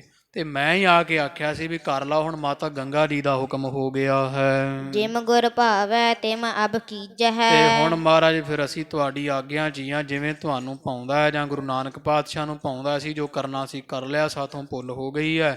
ਹੁਣ ਪਾਤਸ਼ਾਹ ਜੀ ਜਿਵੇਂ ਆਪ ਜੀ ਨੂੰ ਪਾਉਂਦਾ ਉਵੇਂ ਕਰ ਲਵੋ ਜੀ। ਸੁਨ ਬ੍ਰਿਧ ਤੇ ਨਿਜ ਮਾਤ ਸੰਦੇਸਾ। ਉਹ ਧੰਨ ਗੁਰੂ ਹਰਗੋਬਿੰਦ ਸਾਹਿਬ ਜੀਆਂ ਜਦੋਂ ਸੁਣਿਆ ਵੀ ਇਹ ਸਾਰਾ ਕੌਤਕ ਸਾਡੀ ਮਾਤਾ ਗੰਗਾ ਜੀ ਦੇ ਕਹਿਣ ਤੇ ਹੋਇਆ ਹੈ, ਬੋਲਤ ਭਏ ਗੁਰੂ ਜਗਤੇਸ਼ਾ। ਤੇ ਗੁਰੂ ਹਰਗੋਬਿੰਦ ਸਾਹਿਬ ਮਹਾਰਾਜ ਜੀ ਬਾਬਾ ਬੁੱਢਾ ਸਾਹਿਬ ਜੀ ਨੂੰ ਕਹਿਣ ਲੱਗ ਪਏ ਹਨ, ਜੇ ਬ੍ਰਿਧ ਆਦ ਮਾਤ ਸਭ ਕੇਰਾ। ਵੀ ਜਿਹੜੇ ਬਾਬਾ ਬੁੱਢਾ ਸਾਹਿਬ ਜੀ ਤੋਂ ਬਾਅਦ ਸਾਰੇ ਸਿੱਖ ਹੈ, ਤੇ ਧੰਨ ਮਾਤਾ ਗੰਗਾ ਜੀ ਸਾਰੇ ਹਨ। ਕੀਨ ਮਤੋ ਇਮ ਜਤਨ ਵਡੇਰਾ। ਵੀ ਜੇ ਭਾਈ ਜੇਠਾ ਜੀ ਵਰਗਿਆਂ, ਭਾਈ ਜੇਠਾ ਜੀ ਜੇ ਤੂੰ ਇਹ ਸਾਰਾ ਕੁਝ ਬਾਬਾ ਬੁੱਢਾ ਸਾਹਿਬ ਜੀ ਦੇ ਕਹਿਣ ਤੇ ਕੀਤਾ ਹੈ, ਮਾਤਾ ਗੰਗਾ ਜੀ ਦੇ ਕਹਿਣ ਤੇ ਸਾਰਾ ਯਤਨ ਕੀਤਾ ਹੈ, ਤੂੰ ਬੜਾ ਵੱਡਾ ਕੌਤਕ ਵਿਖਾਇਆ ਹੈ, ਬੜੀ ਵੱਡੀ ਕਰਾਮਾਤ ਵਿਖਾਈ ਹੈ। ਤਾ ਹਮ ਕਹਾ ਸਕਹਿ ਕਹਿ ਬਾਣੀ। ਤੇ ਫਿਰ ਹੁਣ ਅਸੀਂ ਭਲਾ ਕੀ ਕਹਿ ਸਕਦੇ? ਨਾ ਤਾਂ ਬਾਬਾ ਬੁੱਢਾ ਸਾਹਿਬ ਜੀ ਨੂੰ ਅਸੀਂ ਕਹਿ ਸਕਦੇ ਹਾਂ, ਤੇ ਨਾ ਮਾਤਾ ਗੰਗਾ ਜੀ ਨੂੰ ਕੋਈ ਬਚਨ ਕਹਿ ਸਕਦੇ ਹਾਂ। ਤਉ ਨ ਆਛੀ ਤੈ ਕਿਰਤ ਠਾਨੀ। ਪਰ ਫਿਰ ਵੀ ਭਾਈ ਜੇਠਾ ਜੀ ਤੁਸੀਂ ਚੰਗਾ ਨਹੀਂ ਕੀਤਾ, ਕਰਾਮਾਤ ਵਿਖਾਈ, ਜੋ ਕੀਤਾ ਇਹਨੂੰ ਸ਼ੋਭਾ ਨਹੀਂ ਦੇਵਾਂਗੇ ਅਸੀਂ, ਜੋ ਕੀਤਾ ਬੁਰਾਈ ਕੀਤਾ ਹੈ। ਅਜਰ ਜਰਨ ਕੀ ਬੜ ਵਡਿਆਈ। ਕਿਉਂਕਿ ਗੁਰੂ ਨਾਨਕ ਪਾਤਸ਼ਾਹ ਦੇ ਘਰ ਵਿੱਚ ਅਜਾਰ ਸ਼ਕਤੀ ਨੂੰ ਜਰਨ ਦੀ ਵੱਡੀ ਵਡਿਆਈ ਹੈ। ਗੁਰੂ ਨਾਨਕ ਪਾਤਸ਼ਾਹ ਦੇ ਘਰ ਵਿੱਚ ਕਰਾਮਾਤ ਵਿਖਾਉਣ ਨਾਲੋਂ ਕਰਾਮਾਤ ਜਰਨ ਵਾਲਾ ਸਿੱਖ ਵੱਡਾ ਮੰਨਿਆ ਹੈ। ਮਹਿਮਾ ਕਹੈ ਸੰਤ ਸਮੁਦਾਈ। ਜਿੰਨੇ ਸੰਤ ਮਹਾਂਪੁਰਖ ਹੈ ਮਹਿਮਾ ਕਹਿੰਦੇ ਆ ਵੀ ਕਰਾਮਾਤ ਵਿਖਾਉਣ ਨਾਲੋਂ ਕਰਾਮਾਤ ਨੂੰ ਆਪਦੇ ਅੰਦਰ ਨੱਪ ਕੇ ਜਰ ਕੇ ਜਿਹੜਾ ਰੱਖ ਲੈਂਦਾ ਹੈ, ਕਿਉਂਕਿ ਸ਼ੇਰ ਦਾ ਦੁੱਧ ਖਾਲਸਾ ਜੀ ਸੋਨੇ ਦੇ ਭਾਂਡੇ 'ਚ ਸ਼ੇਰਨੀ ਦਾ ਦੁੱਧ ਟਿਕਦਾ ਹੈ, ਤੇ ਇਸ ਲਈ ਇਹ ਕਰਾਮਾਤ ਸ਼ੇਰਨੀ ਦਾ ਦੁੱਧ ਆ, ਕਿਸੇ ਦਾ ਰਿਦਾ ਸੋਨੇ ਦੇ ਭਾਂਡੇ ਵਰਗਾ ਹੋਵੇ ਤੇ ਟਕਾ ਲੈਂਦਾ, ਨਹੀਂ ਤਾਂ ਅਕਸਰ ਹੀ ਬੋਲੇ ਛੱਡਦੇ ਹੈ। ਥੋੜ੍ਹੀ ਜਿਹੀ ਕੋਈ ਸੇਵਾ ਕਰਕੇ ਪ੍ਰਾਪਤੀ ਹੋ ਜਾਂਦੀ ਹੈ ਤਾਂ ਉਸ ਸਮੇਂ ਫਿਰ ਆਪਦੀ ਪ੍ਰਸਿੱਧੀ ਵਾਸਤੇ ਥਾਂ ਥਾਂ ਬੋਲੇ ਛੱਡਣੇ, ਬਚਨ ਕਰੀ ਜਾਣੇ, ਇਸ ਤਰ੍ਹਾਂ ਹੋ ਜਾਵੇਗਾ, ਇਸ ਤਰ੍ਹਾਂ ਹੋ ਜਾਵੇਗਾ। ਤਾਂ ਉਹ ਇਸ ਤਰ੍ਹਾਂ ਹੁੰਦਾ ਹੈ ਵੀ ਜਿਵੇਂ ਉਹ ਕਰਾਮਾਤ ਹੈ, ਉਹ ਜਦੋਂ ਕੋਈ ਬੋਲਾ ਕੋਈ ਛੱਡਦਾ ਉਹ ਫਿਰ ਉਹ ਘਟਦਾ ਹੈ ਕੁਝ ਨਾ ਕੁਝ, ਕਿਉਂਕਿ ਬੰਦਗੀ ਕਰਾਮਾਤ ਦਾ ਰੂਪ ਹੋ ਜਾਂਦੀ ਹੈ। ਤੇ ਗਾਂ ਕਰਾਮਾਤ ਜੇ ਲੁਕੋ ਕੇ ਰੱਖ ਲਈਏ ਤੇ ਉਹ ਬੰਦਗੀ ਕਰਾਮਾਤ ਰੂਪ ਇੱਕੋ ਹੀ ਇਹਨਾਂ ਤੇ ਚੱਲ ਜਾਂਦੀ ਨਾਲ। ਜਦੋਂ ਕੋਈ ਕਰਾਮਾਤ ਐ ਬੋਲੇ ਛੱਡਣ ਲੱਗ ਪੈਂਦਾ ਕੋਈ ਸਾਧੂ, ਫਿਰ ਉਹ ਸਮਾਂ ਪਾ ਕਰਕੇ ਫਿਰ ਜਿਵੇਂ ਭਰਿਆ 5 ਲੀਟਰ ਦਾ ਕੋਈ ਗੇਲਣ ਹੋਵੇ ਜਲ ਦਾ, ਉਹ ਗਲਾਸ ਦਿਓ, ਘਟਣਾ ਤਾਂ ਹੈ ਹੀ ਆ, ਕਿਉਂਕਿ ਹਰੇਕ ਚੀਜ਼ ਘਟਦੀ ਹੈ। ਇਹ ਕਰਾਮਾਤ ਦੀ ਪਲਟ ਕੇ ਬੰਦਗੀ ਦੀ ਪਲਟ ਕੇ ਕਰਾਮਾਤ ਬਣਦੀ ਹੈ। ਬੰਦਗੀ ਤੇ ਸੇਵਾ ਇਹ ਸਮਾਂ ਪਾ ਕੇ ਸਾਧ ਸੰਗਤ ਜਿਹੜਾ ਸਿੱਖ ਬੰਦਗੀ ਕਰਦਾ, ਸਿਮਰਨ ਕਰਦਾ, ਸੇਵਾ ਕਰਦਾ, ਉਹ ਸੇਵਾ ਬੰਦਗੀ ਜਿੰਨੀ ਕੀਤੀ ਹੁੰਦੀ ਇਕੱਠੀ ਹੋਈ ਉਹ ਫਿਰ ਕਰਾਮਾਤ ਦਾ ਰੂਪ ਧਾਰ ਲੈਂਦੀ ਹੈ। ਤੇ ਜਦੋਂ ਕਰਾਮਾਤ ਵੰਡਣ ਲੱਗ ਪਈਏ ਫਿਰ ਸਮਝੋ ਕਰਾਮਾਤ ਵੰਡਤੀ, ਬੰਦਗੀ ਸੇਵਾ ਵੰਡਤੀ, ਕੋਈ ਗੱਲ ਹੈ। ਜਦੋਂ ਫਿਰ ਗਾਂਹ ਜਾਂਦੇ ਉਦੋਂ ਖਾਲੀ ਰਹਿ ਜਾਂਦੇ, ਪੱਲੇ ਕੱਖ ਨਹੀਂ ਰਹਿ ਜਾਂਦਾ ਹੈ। ਇਸ ਕਰਕੇ ਜਿਵੇਂ ਉਹ ਭਾਈ ਭਿਖਾਰੀ ਜੀ ਦੀ ਸਾਖੀ ਆਪਾਂ ਸੁਣੀ ਗੁਰੂ ਅਰਜਨ ਦੇਵ ਸਾਹਿਬ ਮਹਾਰਾਜ ਦੇ ਇਤਿਹਾਸ ਅੰਦਰ, ਸਿੱਖ ਗਿਆ ਸੀ, ਉਹ ਵੇਖਦਾ ਹੈ ਤੇ ਭਾਈ ਭਿਖਾਰੀ ਜੀ ਘਰ ਪੁੱਤ ਦਾ ਵਿਆਹ ਆਇਆ, ਵਿੱਚ ਹੀ ਮਠਿਆਈਆਂ ਬਣੀ ਜਾਂਦੀਆਂ, ਵਿੱਚ ਲੱਕੜਾਂ ਪਾੜੀਆਂ ਪਈਆਂ, ਖੱਫਣ ਬਣਿਆ ਪਿਆ, ਸੀੜੀ ਜੀ ਵੀ ਰੱਖੀ ਪਈ ਮੁਰਦਾ ਪਾਉਣ ਵਾਲੀ। ਉਹ ਵੇਖਦਾ ਵੀ ਬੜਾ ਬਦਸ਼ਗਨਾ ਵੀ ਘਰੇ ਪੁੱਤ ਦਾ ਵਿਆਹ ਆ ਤੇ ਕਿਹੜੇ ਕੰਮਾਂ 'ਚ ਰੁੱਝਿਆ ਹੋਇਆ, ਦਰੀਆਂ ਪਾਟੀਆਂ ਸਿਉਂਦਾ ਫਿਰਦਾ। ਪੁੱਛਿਆ ਵੀ ਇਹ ਕੀ ਹੈ? ਕਹਿੰਦਾ ਸਮਾਂ ਆਉਣ 'ਤੇ ਲੱਗੇਗਾ ਪਤਾ। ਕਹਿੰਦਾ ਜੀ ਵਿਆਹ ਦੇ ਪ੍ਰੋਗਰਾਮ ਦੇ ਵਿੱਚ ਕੀ ਕੰਮ ਆ ਇਸ ਅਰਥੀਆਂ ਦਾ, ਜਿਹੜਾ ਚੁੱਕਣ ਵਾਲੀ ਸੀੜੀ ਦਾ, ਖੱਫਣ ਦਾ ਕੀ ਕੰਮ? ਕਹਿੰਦਾ ਜੀ ਸਮਾਂ ਆਉਣ 'ਤੇ ਸਭ ਗਿਆਨ ਹੋ ਜਾਊ ਤੈਨੂੰ। ਤਾਂ ਉਹੀ ਜਦੋਂ ਪੁੱਤਰ ਚੜ੍ਹਾਈ ਕਰ ਗਿਆ ਵਿਆਹ ਦੇ ਵਿੱਚ ਹੀ ਜੰਝ ਆਉਣ 'ਤੇ ਭਾਈ ਭਿਖਾਰੀ ਜੀਆਂ ਨੂੰ ਵੇਖ ਕੇ ਫਿਰ ਸਿੱਖ ਧੰਨ ਹੈਰਾਨ ਹੋ ਗਿਆ ਵੀ ਬੜੀ ਅਵਸਥਾ ਇਹਦੀ। ਉਹਨੂੰ ਪਤਾ ਹੀ ਸੀ ਭਾਈ ਭਿਖਾਰੀ ਜੀ ਨੂੰ, ਅਤੇ ਕਿੱਡਾ ਸਿੱਖ ਕਰਾਮਾਤੀ ਵੀ, ਐਡੀ ਕਰਾਮਾਤ, ਸਭ ਕੁਝ ਜਾਣੀ ਜਾਣ ਹੋ ਕੇ ਵੀ ਇਹਨੇ ਅਰਦਾਸ ਨਹੀਂ ਕੀਤੀ। ਚੁੱਪ ਕਰਕੇ ਜੋ ਹੋ ਗਿਆ ਤੇਰਾ ਕੀਆ ਮੀਠਾ ਲੱਗਾ, ਨਾਮ ਪਦਾਰਥ ਨਾਨਕ ਮੰਗੈ, ਇਸ ਤਰ੍ਹਾਂ ਦੀ ਅਵਸਥਾ ਰੱਖ ਲਈ ਵੀ ਜੋ ਤੁਧ ਭਾਵੈ ਸਾਈ ਭਲੀ ਕਾਰ। ਪਰਮੇਸ਼ਰ ਨੇ ਜੋ ਕੀਤਾ ਉਹ ਸਿਰ ਮੱਥੇ 'ਤੇ ਸਹਿ ਲਿਆ। ਇਸ ਲਈ ਖਾਲਸਾ ਜੀ ਦੁੱਖ ਸੁੱਖ ਜਿਹੜੇ ਪੈਂਦੇ ਰਹਿੰਦੇ ਹੈ, ਅਰਦਾਸ ਕਰਦਾ ਸਿੱਖ, ਚਲੋ ਵੀ ਇੱਕ ਅੱਡ ਅਵਸਥਾ ਹੈ। ਪਰ ਜਿਹੜਾ ਸਿੱਖ ਕੋਈ ਵੱਡੀ ਤੋਂ ਵੱਡੀ ਬਿਪਤਾ ਮੁਸ਼ਕਿਲ ਪਈ ਨੂੰ ਆਨੰਦ ਨਾਲ ਪੀ ਜਾਂਦਾ, ਸਗਲੇ ਦੁੱਖ ਪਾਣੀ ਕਰ ਪੀਵਾ, ਜਿਵੇਂ ਪਾਣੀ ਪੀਵੀ ਦਾ ਸਾਰੇ ਦੁੱਖਾਂ ਨੂੰ ਐਂ ਪੀ ਜਾਂਦਾ, ਉਹਦੀ ਵੱਡੀ ਵਡਿਆਈ ਹੈ। ਇਹੀ ਬ੍ਰਹਮ ਗਿਆਨੀ ਦੀ ਅਵਸਥਾ ਹੁੰਦੀ ਹੈ ਵੀ ਕਿੱਡੀ ਵੀ ਬਿਪਤਾ ਔਂਕੜ ਪੈ ਜਾਵੇ ਉਹਨੂੰ ਐਂ ਪਾਣੀ ਦੀ ਘੁੱਟ ਵਾਂਗੂ ਪੀ ਜਾਣਾ ਜਿਵੇਂ ਕੁਝ ਵੀ ਨਹੀਂ ਹੋਇਆ, ਅਤੇ ਪਰਮੇਸ਼ਰ ਦੇ ਭਾਣੇ ਦੇ ਵਿੱਚ ਰਾਜੀ ਰਹਿਣਾ। ਸਾਡੇ ਤਾਂ ਗੁਰੂ ਅਰਜਨ ਦੇਵ ਸਾਹਿਬ ਮਹਾਰਾਜ ਖੁਦ ਤਤੀ ਤਵੀ 'ਤੇ ਬਹਿ ਗਏ, ਪਰਮੇਸ਼ਰ ਅੱਲਾ ਰਾਮ ਵਾਹਿਗੁਰੂ ਹੁੰਦਿਆਂ ਹੋਇਆਂ, ਅਤੇ ਮਹਾਰਾਜ ਨੇ ਇੱਕ ਵਾਰੀ ਵੀ ਅਜਮਤ ਨਾ ਵਿਖਾਈ।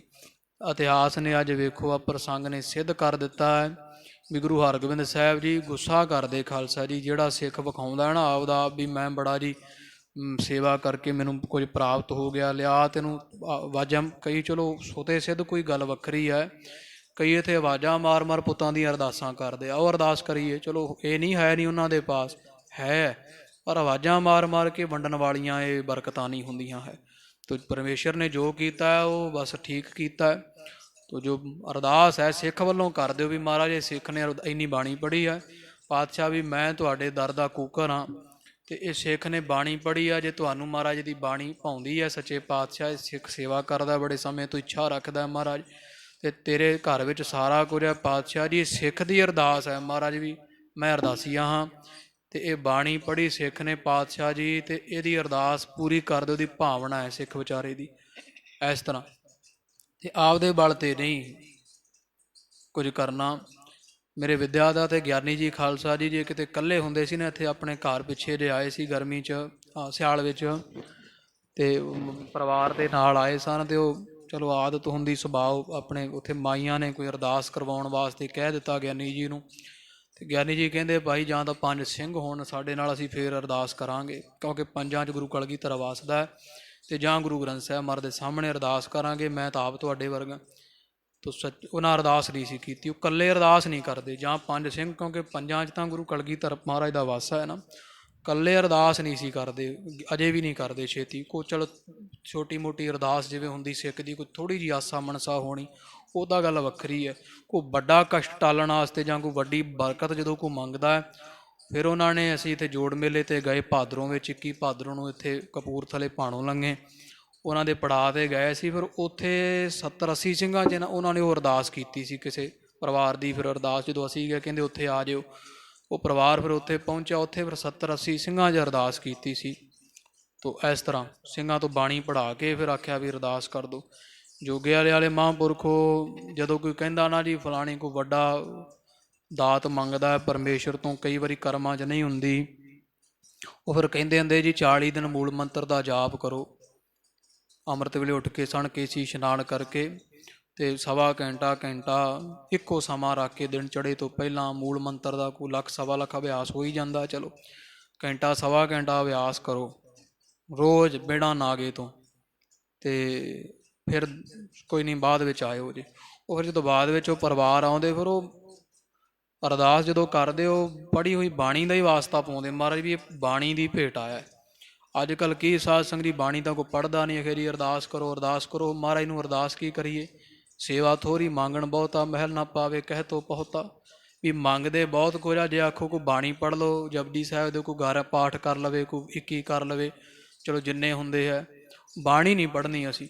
ਅਤੇ ਫਿਰ ਕਹਿੰਦੇ ਜੀ ਅਰਦਾਸ ਕਰਾਓ ਅਤੇ ਸਾਨੂੰ ਮਿਲੇ ਵੀ ਸਾਰਾ ਕੁਝ। ਅਤੇ ਬਾਣੀ ਪੜ੍ਹੇ ਬਿਨਾਂ ਸਾਧ ਸੰਗਤ ਜੀ ਕਦੇ ਛੁਟਕਾਰਾ ਨਹੀਂ ਨਾ, ਬਿਨਾਂ ਹਰ ਭਜਨ ਨਹੀਂ ਛੁਟਕਾਰਾ ਨਹੀਂ ਬਾਣੀ ਪੜ੍ਹੇ ਤੋਂ ਬਿਨਾਂ।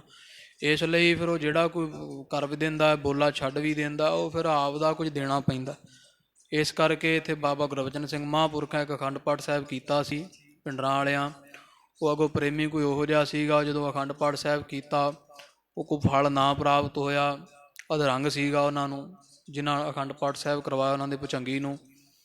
ਅਤੇ ਉਹ ਫਿਰ ਬਾਅਦ ਵਿੱਚ ਜਦੋਂ ਨਾ ਹਟਿਆ, ਹਟਣਾ ਕਾਹਦਾ ਸੀ, ਕਮੀ ਤਾਂ ਆਪਣੇ 'ਚ ਕੋਈ ਰਹਿ ਹੀ ਜਾਂਦੀ। ਪਰਿਵਾਰ 'ਚ ਸੇਵਾ ਕਰਦੇ, ਉਹ ਬੜੇ ਜੀ ਮਿਹਣੇ ਮਾਰੇ ਆ ਕੇ ਉੱਥੇ ਡੇਰੇ 'ਚ, ਬੜਾ ਅਨਾਪ ਸ਼ਨਾਪ ਬੋਲਿਆ ਉਹਨੇ ਜਥੇ ਨੂੰ। ਉਹ ਬਾਬੇ ਮਹਾਂਪੁਰਖ ਬਾਬਾ ਗੁਰਬਚਨ ਸਿੰਘ ਜੀ ਕਹਿੰਦੇ ਜੀ ਤੂੰ ਐਂ ਨਾ ਕਹਿ ਗੁਰਮੁਖਾ ਵੀ ਕਮੀ ਆਪਣੇ 'ਚ ਹੈ, ਇੱਧਰ ਪੂਰੇ ਕਾ ਕੀਆ ਸਭ ਕੁਛ ਪੂਰਾ, ਘੱਟ ਵੱਧ ਕੁਛ ਨਾ ਹੀ। ਵੀ ਉਹ ਪਰਮੇਸ਼ਰ ਦੇ ਵਿੱਚ ਕੋਈ ਦੋਸ਼ ਨਹੀਂ ਨਾ, ਉਗਣ ਤਾਂ ਆਪਣੇ 'ਚ ਹੈ, ਤੂੰ ਨਿੰਦੀ ਜਾਂਦਾ ਪਰਮੇਸ਼ਰ ਨੂੰ। ਕਹਿੰਦਾ ਨਹੀਂ ਜੀ ਇਹ ਤਾਂ ਬਸ ਆ ਪਖੰਡ ਬਣਿਆ। ਕਹਿੰਦਾ ਚੰਗਾ ਕਹਿੰਦੇ ਫਿਰ ਕਰਾਂਗੇ ਅਖੰਡ ਪਾਠ ਸਾਹਿਬ। ਮੇਰਾ ਖਿਆਲ ਅਖੰਡ ਪਾਠ ਸਾਹਿਬ ਫਿਰ ਕੀਤਾ ਕਿ ਵੈਸੇ ਹੀ ਅਰਦਾਸ ਕੀਤੀ। ਬਾਬਾ ਗੁਰਬਚਨ ਸਿੰਘ ਮਹਾਂਪੁਰਖ ਨੂੰ ਅਧਰੰਗ ਹੋ ਗਿਆ ਸੀ ਅੰਤਲੇ ਸਮੇਂ। ਫਿਰ ਤੋ ਇਹ ਸੱਚ ਹੈ ਖਾਲਸਾ ਜੀ, ਇਹ ਜਿਹੜੀ ਹੁੰਦੀ ਹੈ ਮਹਾਰਾਜ ਸੱਚੇ ਪਾਤਸ਼ਾਹ ਪਰਮੇਸ਼ਰ ਦੀ, ਇਹ ਤਾਂ ਮੇਰਾ ਖਿਆਲ ਹੈ ਉਹ ਕਥਨੀ, ਇਹ ਪਰਮੇਸ਼ਰ ਦੀ ਬਹੁਤ ਬੇਅੰਤ ਹੈ। ਜੇ ਮੈਂ ਆਖਾਂ ਵੀ ਜੋ ਮੈਂ ਕਿਹਾ ਇਹੀ ਸੱਚ ਹੈ, ਇਹੀ ਸੱਚ ਨਹੀਂ। ਪਰਮੇਸ਼ਰ ਨੂੰ ਬੜਿਆਂ ਤਰੀਕਿਆਂ ਤੋਂ ਖੜ੍ਹ ਕੇ ਵੇਖਿਆ ਜਾ ਸਕਦਾ, ਜੈਸਾ ਸੇਵਾ ਤੈਸੋ ਹੋਵੇ। ਇਸ ਕਰਕੇ ਉਹ ਵੈਸੇ ਮੇਰੀ ਵਿਚਾਰ ਹੈ ਵੀ ਚਾਹੀਦਾ ਵੀ ਬਾਣੀ ਪੜ੍ਹੀ ਜਾਵੇ। ਬਾਣੀ ਪੜ੍ਹ ਕੇ ਜਦੋਂ ਤੁਸੀਂ ਕੋਈ ਅਰਦਾਸ ਕਰੋਗੇ ਤਾਂ ਮਹਾਰਾਜ ਨੂੰ ਲਾਜ ਹੁੰਦੀ, ਕਿਉਂਕਿ ਬਾਣੀ ਸਿੱਖ ਪੜ੍ਹਦਾ ਜਿਹੜਾ ਮਹਾਰਾਜ ਨੂੰ ਬਾਹਲਾ ਪਾਉਂਦਾ। ਅਤੇ ਬਾਣੀ ਪੜ੍ਹੇ ਤੋਂ ਬਿਨਾਂ ਜਿਹੜੀ ਅਰਦਾਸ ਕਰਵਾਉਣੇ ਹੈ, ਫਲ ਤਾਂ ਮਿਲਦਾ ਖਾਲਸਾ ਜੀ, ਪਰ ਉਹ ਕਰਮ ਭੋਗਣਾ ਹੀ ਪੈਂਦਾ ਫਿਰ ਕਈ ਵਾਰੀ। ਅਤੇ ਗੁਰਬਾਣੀ ਜਿਹੜੀ ਉਹ ਕਰਮ ਮੇਟ ਦਿੰਦੀ, ਕਿਉਂਕਿ ਗੁਰੂ ਸਮਰੱਥ ਹੈ ਕਰਮ ਮੇਟਣ ਦੇ, ਅਤੇ ਬਾਣੀ ਜਿਹੜੀ ਉਹ ਗੁਰੂ ਦਾ ਰੂਪ ਹੈ। ਇਸ ਕਰਕੇ ਚਾਹੀਦਾ ਹੈ ਵੀ ਅਰਦਾਸ ਬੇਨਤਾਂ ਮਹਾਰਾਜ ਦੇ ਚਰਨੀ ਕਰਵਾਉਣਾ ਕਰਨਾ, ਅਤੇ ਬਾਣੀ ਪੜ੍ਹੋ ਭਾਈ ਵੱਧ ਤੋਂ ਵੱਧ। ਹੋਰ ਇੱਥੇ ਜੇ ਕੋਈ ਸਾਧੂ ਸੰਤ ਦੇ ਪਾਸ ਕੁਛ ਹੈ ਖਾਲਸਾ ਜੀ, ਉਹ ਛੇਤੀ ਕਿਤੇ ਨਹੀਂ ਦਿੰਦਾ ਹੁੰਦਾ ਕੁਝ ਵੀ, ਉਹ ਫਿਰ ਉਸੇ ਤਰ੍ਹਾਂ ਹੀ ਜੇ ਕੋਈ ਬਾਣੀ ਦੇ ਲੜ ਲਾ ਕੇ ਉਧਾਰਾ ਕਰਵਾ ਦਿੰਦੇ ਜ਼ਰੂਰ। ਇਸ ਕਰਕੇ ਭਾਈ ਬਾਣੀ ਪੜ੍ਹ ਕਰਕੇ ਮਹਾਰਾਜ ਦੇ ਅੱਗੇ ਅਰਦਾਸ ਕਰੋ ਜਾਂ ਕਰਵਾ ਲਵੋ। ਜਾਂ ਜਿਹੜਾ ਕੋਈ ਅਖੰਡ ਪਾਠ ਸਾਹਿਬ ਕਰਵਾਉਣੇ ਆ, ਉਹ ਬਹਿ ਕੇ ਕਈ ਵਾਰੀ ਹੁੰਦਾ ਸਾਥੋਂ ਬਾਣੀ ਪੜ੍ਹੀ ਨਹੀਂ ਜਾਂਦੀ, ਸੱਚ ਹੈ ਵੀ ਕਲਯੁਗ ਆਖਣ ਔਖਾ ਸੱਚ ਆ ਨਾਓ, ਫਿਰ ਅਖੰਡ ਪਾਠ ਸਾਹਿਬ ਕਰਵਾ ਲਓ ਪੂਰੀ ਮਰਿਆਦਾ ਨਾਲ। ਅਤੇ ਅਖੰਡ ਪਾਠ ਸਾਹਿਬ ਚਾਹੇ ਸਹਿਜ ਪਾਠ ਕਰਵਾਓ, ਚੰਗੇ ਸਿੰਘ ਲਾਓ ਭਾਈ ਉਹਦੇ ਵਿੱਚ, ਜਿਹੜੇ ਚੰਗੇ ਰਹਿਤ ਬੈਤ ਵਾਲੇ ਹੋਣ, ਤੁਹਾਨੂੰ ਬਾਣੀ ਸੁਣਾਉਣ। ਅਤੇ ਚੰਗੀ ਬਾਣੀ ਸੋਹਣੀ ਸੁੱਧ ਕਰਕੇ ਪੜ੍ਹ ਕੇ ਸੁੱਧ ਅੱਖਰ ਉਚਾਰਨ ਦਾ ਸੁੱਧ ਖਾਲਸਾ ਜੀ ਅਰਥ ਹੁੰਦਾ, ਸੁੱਧ ਅਰਥ ਦਾ ਸੁੱਧ ਬੋਧ ਹੁੰਦਾ, ਸੁੱਧ ਬੋਧ ਦਾ ਸੁੱਧ ਅਨੁਭਵ ਹੁੰਦਾ, ਫਲ ਸੁੱਧ ਹੁੰਦਾ। ਅਤੇ ਫਿਰ ਜਦੋਂ ਪੜ੍ਹਨਗੇ ਗੁਰਬਾਣੀ, ਫਿਰ ਉਹ ਬਾਣੀ ਹੁੰਦੀ ਉਹ ਸਿੱਖ ਨੂੰ, ਕਿਉਂਕਿ ਮਾਇਆ ਦੀ ਸਭ ਨੂੰ ਲੋੜ ਹੈ, ਚਾਹੇ ਦੇਖੋ ਅਤੇ ਜੇਵਰੀ ਮਾਇਆ ਕਾ ਸੰਬੰਧ, ਉਹ ਫਿਰ ਗੁਰਮੁਖਾਂ ਨੂੰ ਮਾਇਆ ਦੇ ਦਿੱਤੀ ਆ ਤੇ ਨਾਲੇ ਉਹਨਾਂ ਨੇ ਬਾਣੀ ਸੁਣਾ ਦਿੱਤੀ, ਉਹ ਸਾਰੀ ਬਾਣੀ ਸੁਣ ਲਈ ਹੈ। ਉਹਨਾਂ ਦੀ ਮਾਇਆ ਕਰਕੇ ਸੇਵਾ ਕਰ ਦਿਓ, ਯਥਾ ਸ਼ਕਤ ਪੂਜਾ ਭੇਟਾ ਦੇ ਕਰਕੇ ਸਾਰੀ ਬਾਣੀ ਬਹਿ ਕੇ ਸੁਣ ਲਓ। ਤੇ ਉਦੋਂ ਫਿਰ ਅਖੰਡ ਪਾਠ ਸਾਹਿਬ ਤੇ ਜਿਹੜੀ ਅਰਦਾਸ ਹੁੰਦੀ ਆ ਉਹ ਵੀ ਵੱਡਾ ਸੰਕਟ ਟਾਲਣ ਦੀ ਸਮਰੱਥਾ ਰੱਖਦੀ ਹੈ। ਉਹ ਅਰਦਾਸਾ ਜਿਹੜਾ ਆ ਸਹਿਜ ਪਾਠ ਤੋਂ ਉਪਰੰਤ ਅਰਦਾਸ ਹੈ। ਕੋਈ ਜਪ ਤਪ ਕਰ ਦਿਓ, ਕੋਈ ਲੱਖ ਸਵਾ ਲੱਖ ਮੂਲ ਮੰਤਰ ਦਾ ਪਾਠ ਅਭਿਆਸ, ਕੋਈ ਪਾਠ ਚੌਪਈ ਸਾਹਿਬ ਦੇ 100 200 ਜਿੰਨੀ ਵੀ ਸ਼ਰਧਾ ਹੈ ਉਹ ਕਰਨ ਤੋਂ ਬਾਅਦ ਅਰਦਾਸਾ ਬੇਨਤਾ ਕਰ ਦਿਓ ਤੇ ਉਹ ਵੱਡਾ ਪ੍ਰਤਾਪ ਹੈ ਭਾਈ। ਅਰਦਾਸ ਤਾਂ ਸਾਧ ਸੰਗਤ ਦੀ ਬਾਣੀ ਪੜ੍ਹੇ ਦੀ ਅਰਦਾਸ ਹੈ। ਤੇ ਇਸ ਤਰ੍ਹਾਂ ਉਹ ਮਹਾਰਾਜ ਦਾ ਇੱਕ ਬਚਨ ਆਉਂਦਾ ਹੈ, ਕਿਆ ਮੁੱਲ ਹੈ ਕੀਚਾ ਅਰਦਾਸ ਪਾਪ ਪੁੰਨ ਦੋਇ ਸਾਖੀ ਪਾਸ। ਵੀ ਮਹਾਰਾਜ ਵੀ ਤੇਰੇ ਮੂੰਹ ਅੱਗੇ ਖੜ ਕੇ ਕੀ ਮੂੰਹ ਲੈ ਕੇ ਅਰਦਾਸ ਕਰਾਂ ਮੈਂ। ਤੇ ਸੱਚ ਹੈ, ਹੁਣ ਮਹਾਰਾਜ ਨੂੰ ਕੀ ਆਖੀਏ, ਮਹਾਰਾਜ ਵੀ ਮੈਂ ਬਾਣੀ ਬੜੀ ਪੜ੍ਹਦਾ ਹਾਂ ਤੇ ਮੇਰੀ ਸੁਣੋ ਅਰਦਾਸ ਬੇਨਤੀ ਸੁਣੋ। ਇਹ ਤਾਂ ਵਾਸਤਾ ਤਾਂ ਹੀ ਪਾਵਾਂਗੇ ਜੇ ਪੜ੍ਹਦੇ ਹਾਂ, ਜੇ ਬਾਣੀ ਨਹੀਂ ਪੜ੍ਹਦੇ ਫਿਰ ਆਖਾਂਗੇ ਮਹਾਰਾਜ ਨੂੰ ਕੀ। ਜੇ ਪਾਤਸ਼ਾਹ ਕਹਿਣਗੇ ਭਾਈ ਵੀ ਇੱਛਾ ਪੂਰਕ ਸਰਬ ਸੁਖ ਦਾਤਾ ਹਰ ਜਾ ਕੇ ਵਸ ਹੈ ਕੰਮ ਤੇਨਾ ਸੋ ਐਸਾ ਹਰ ਧਿਆਈਐ ਮੇਰੇ ਜੀੜੇ ਤਾ ਸਰਬ ਸੁਖ ਪਾਵੈ ਮੇਰੇ ਮਨ ਨਾਮ ਜਪ, ਫਿਰ ਉੱਥੇ ਕੀ ਜਵਾਬ ਹੈ ਆਪਣੇ ਕੋਲੇ। ਇਸ ਕਰਕੇ ਖਾਲਸਾ ਜੀ ਬਿਨ ਹਰ ਭਜਨ ਨਹੀਂ ਛੁਟਕਾਰਾ। ਮਹਾਰਾਜ ਦੀ ਸਿੱਖਿਆ ਹਿਰਦੇ ਵਸੇ ਹੋਈਆਂ ਭੁੱਲਾਂ ਦੀ ਖਿਮਾ, ਲੋਕ ਸੁਖੀਏ ਪਰਲੋਕ ਸੁਹੇਲੇ ਨਾਨਕ ਹਰ ਪ੍ਰਭ ਆਪੇ ਮਿਲੇ। ਹਜ਼ਾਰ ਜਰਨ ਕੀ ਬੜ ਬਡਾਈ, ਮਹਿਮਾ ਕਹਿ ਸੰਤ ਸਮੁਦਾਈ। ਵਾਹਿਗੁਰੂ ਜੀ ਕਾ ਖਾਲਸਾ, ਵਾਹਿਗੁਰੂ ਜੀ ਕੀ ਫਤਿਹ।